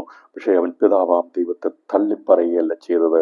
അവൻ പിതാവാം ദൈവത്തെ പേര് വിളിച്ച്, പിതാവേ, നിന്റെ കയ്യിലേക്ക് എൻ്റെ പ്രാണനെ ഏൽപ്പിക്കുന്നെന്ന് പറഞ്ഞുകൊണ്ട് നമുക്ക് വേണ്ടി ജീവനെ ഫലമേൽപ്പിച്ച യേശു കർത്താവ് ഇന്ന് രാത്രിയിൽ മനുഷ്യനായിരിക്കുന്ന എൻ്റെ നിങ്ങളുടെ ബലഹീനതകളിൽ ശക്തി പകരാൻ വേണ്ടി ഇന്ന് രാത്രി ദൈവാത്മാവ് സംസാരിക്കുക. ഇന്ന് രാത്രി നമ്മളെ ഉറപ്പിക്കുക, നമ്മളെ ധൈര്യപ്പെടുത്തുക, നമ്മളെ ബലപ്പെടുത്തുകയാണ്. അതുകൊണ്ട് തളർന്നു പോകാതെ പരീക്ഷയോടൊപ്പം നീക്കുപോക്ക് നൽകുവാൻ വേണ്ടി ദൈവനോട് പറഞ്ഞു, നീ അനുഭവിക്കാൻ പോകുന്ന പരീക്ഷ ഇതാണ്. നീ 3 പ്രാവശ്യം തള്ളിപ്പറയും. കോഴി 2 വട്ടം കൂവുന്നതിന് മുമ്പായി, ഇന്ന് കോഴി കൂകും മുമ്പ് നീ എന്നെ 3 പ്രാവശ്യം തള്ളിപ്പറയുമെന്ന് പറഞ്ഞു. നീ 3 വട്ടം തള്ളിപ്പറയും മുമ്പ് ഇന്ന് കോഴി കൂകയില്ല എന്ന് പറഞ്ഞു. പറഞ്ഞു അങ്ങനെ തന്നെ സംഭവിച്ചു. ഇത് സംഭവിക്കുമ്പോൾ യേശു ഒന്ന് നോക്കിയപ്പോൾ പരിഹാരം പറഞ്ഞു കൊടുത്ത കർത്താവ് പറഞ്ഞ കാര്യം ഓർത്തിട്ട് പത്രോസ് വെളിയിൽ പോയി നന്നായി കരഞ്ഞു. നമ്മുടെ ബലഹീനത്തിൽ ശക്തി പ്രാപിപ്പാൻ ഒരൊറ്റ മാർഗമേ ഉള്ളൂ. വന്നുപോയ പാകപ്പിഴവുകളെ ഓർത്തുകൊണ്ട്, ബലഹീനതയെ ഓർത്തുകൊണ്ട് നമുക്ക് ദുഃഖിച്ചെന്ന് കരയാം. പത്രോസ് വല്ലാതെ കരഞ്ഞു, കൈപ്പോടെ കരഞ്ഞു. അങ്ങനെ എൻ്റെ നാവിൽ നിന്ന് വന്നു പോയല്ലോ എന്ന് പറഞ്ഞുകൊണ്ട് വല്ലാതെ കരഞ്ഞു. രാത്രി കരച്ചിലിന്റെ ശബ്ദം വീഴാമെങ്കിൽ ബലഹീനത മാറാൻ പോവുകയാണ്. അതിനുശേഷം യേശു ഉയർത്തതിന് ശേഷം പത്രോസിനെ 3 പ്രാവശ്യം വിളിച്ച്, നീ എന്നെ സ്നേഹിക്കുന്നുവോ, സ്നേഹിക്കുന്നുവോ, സ്നേഹിക്കൂ എന്ന് പറഞ്ഞ് അവന്റെ കുറവിനെ പരിഹരിച്ചിട്ടാണ് കർത്താവ് സ്വർഗ്ഗാരോഹണം ചെയ്തത്. രാത്രി നമ്മെ തികച്ചെടുക്കുന്ന ദൈവത്തിന്റെ കാര്യങ്ങളിലേക്ക് നമ്മളെ ഏൽപ്പിക്കാം. അതെ, ഇന്ന് രാത്രി ദൈവാത്മാവ് നമ്മോട് സംസാരിക്കുകയാണ്. നാനാ പരീക്ഷകളാൽ അതെ നാം ദുഃഖിച്ചിരിക്കേണ്ടി വന്നാലും ബാക്കി പറഞ്ഞാട്ട് നാം ആനന്ദിക്കുന്നു. എന്തുകൊണ്ടാണ് നാം ആനന്ദിക്കുന്നത്? ഇത് അല്പനേരത്തേക്കേ ഉള്ളൂ. അല്പനേരത്തെ കഷ്ടം, നൊടി നേരത്തേക്കുള്ള കഷ്ടം അനവധിയായ തേജസ്സിന്റെ കനമുള്ളത് കൊണ്ട് ഉയരത്തിലേക്ക് നോക്കി ഇന്ന് രാത്രിയിൽ നമുക്ക് പറയാം, അല്പനേരത്തേക്ക് നാനാവിധ പരീക്ഷകളുണ്ട്. മക്കളെ കുറിച്ചുള്ള ഭാരങ്ങൾ, ജോലിയില്ലായ്മകൾ, വിവാഹത്തോടുള്ള വിഷയത്തിൽ ബന്ധങ്ങൾ, ഒരുപാട് വിഷയങ്ങൾ, പ്രശ്നങ്ങൾ പ്രാർത്ഥനക്കാരായി നമുക്കുണ്ട്. നീ പ്രാർത്ഥിക്കുന്നതല്ല നിന്റെ കാര്യം നടക്കാത്തതെന്ന് മറ്റൊരു ചോദിക്കും. പക്ഷെ ഇന്ന് രാത്രി നമുക്ക് പറയാം, ഇതെല്ലാം വരുമ്പോഴും നമ്മുടെ ബലഹീനതയിൽ നമ്മെ കൈവിടാത്ത, നമ്മളോട് സഹതാപം കാണിക്കുന്ന, നമ്മൾക്ക് വേണ്ടി നന്നായി വാദിക്കുന്ന, നമുക്ക് വേണ്ടി നന്നായി സംസാരിക്കുന്ന, ഗുണകരമായി സംസാരിക്കുന്ന കുഞ്ഞാടിന്റെ രക്തം നമുക്ക് വേണ്ടി സംസാരിക്കുന്നതുകൊണ്ട് പരീക്ഷയോടൊപ്പം യേശു കർത്താവ് അവൻ നീക്കുപോക്കുകളെ നൽകി. പത്രോസിന് നീക്കുപോക്ക് നൽകിയതുപോലെ അവൻ തള്ളിപ്പറഞ്ഞപ്പോൾ യേശുവിനെ നോക്കിയപ്പോൾ നീക്കുപോക്കായിട്ടുള്ളത് യേശു പറഞ്ഞ വചനം ഓർത്തവൻ അവൻ കരഞ്ഞു. അവൻ വല്ലാതെ കരഞ്ഞു, ദുഃഖിച്ച് കരഞ്ഞു, വേദനപ്പെട്ട് കരഞ്ഞു. ഇന്ന് രാത്രിയിൽ നമുക്ക് ദൈവസന്നിധിയിൽ ഏൽപ്പിക്കാം. നമുക്ക് പറയാം, കർത്താവേ, ഞങ്ങൾ ബലഹീനരാണ്, ഞങ്ങൾ അശക്തരാണ്, പലപ്പോഴും ഞങ്ങൾ പറഞ്ഞിട്ടുണ്ട് നിൽക്കാമെന്ന്.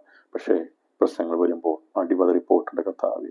വിശ്വാസത്തിന് ഞങ്ങൾക്ക് അടിപതറിച്ച് വന്നിട്ടുണ്ട് കർത്താവേ. ഇന്ന് രാത്രിയിൽ ഞങ്ങളോട് പരസ്യമായി ഞങ്ങളോട് ക്ഷമിക്കണമേ. ഞങ്ങളുടെ സന്നിധിയിൽ ഞങ്ങളുടെ ഹൃദയത്തെ പകരുകയാണ്. ബലഹീനനായിരിക്കുന്ന നമ്മെ ശക്തീകരിക്കുന്ന ദൈവത്തിന്റെ ശബ്ദം ഇന്ന് രാത്രിയിൽ നമ്മെ ബലപ്പെടുത്തുകയാണ്. അതെ, നാനാ പരീക്ഷകളാൽ ദുഃഖിക്കേണ്ടി വന്നാലും നാം ആനന്ദിക്കുന്നു. ഇന്ന് രാത്രി നാം ആനന്ദിക്കുന്ന രാത്രിയായി മാറാൻ പോകുകയാണ്. അതെ, നാം ആനന്ദിക്കാൻ വേണ്ടി കൂടി വന്നവരാ. വിവിധ വിഷയങ്ങളെ ഓർത്ത് നാം പ്രാർത്ഥിക്കും. നമ്മുടെ പ്രാർത്ഥനാ വിഷയങ്ങളെല്ലാം നമ്മുടെ പരീക്ഷകളാകട്ടോ, നമ്മുടെ കഷ്ടതകളാകട്ടോ, നമ്മുടെ രോഗം, നമ്മുടെ ദുഃഖം, നമ്മുടെ മുടങ്ങിക്കിടക്കുന്ന വിഷയങ്ങളെല്ലാം നമ്മുടെ പരീക്ഷകളാ. അതിന്മേൽ ദൈവം നമുക്ക് പരിഹാരം നൽകുമെന്ന ദൂത് കൈമാറിക്കൊണ്ട് ഞാൻ ഇന്നത്തെ ദൂതിന് വിരാമം കുറിക്കുന്നു. ദൈവമായ കർത്താവ് നമ്മെ ഏവരെയും ധാരാളമായി അനുഗ്രഹിക്കട്ടെ. യേശു കർത്താവ് വരുവാൻ സമയമായതുകൊണ്ട് നമുക്ക് അവനോടൊപ്പം നിൽക്കാം. അവന്റെ വരവെങ്കിൽ നമുക്ക് എടുക്കപ്പെടാം. പത്രോസ് പറഞ്ഞതുപോലെ അവനോടുകൂടെ അവന് സിംഹാസനത്തിരിക്കാനുള്ള വലിയ ഭാഗ്യമുള്ളത് കൊണ്ട് കരമുയർത്തി എല്ലാവരും സ്തോത്രം ചെയ്താട്ടെ, ദൈവത്തിന് മഹത്വം കരയേറ്റിയാട്ടെ. രാത്രി ദൈവാത്മാവ് നമുക്ക് വേണ്ടി പ്രവർത്തിക്കുന്നതിനായി മുഴുമഹത്വം അർപ്പിക്കുന്നു. കർത്താവ് ഞങ്ങൾ അനുഗ്രഹിക്കുമാറാകട്ടെ.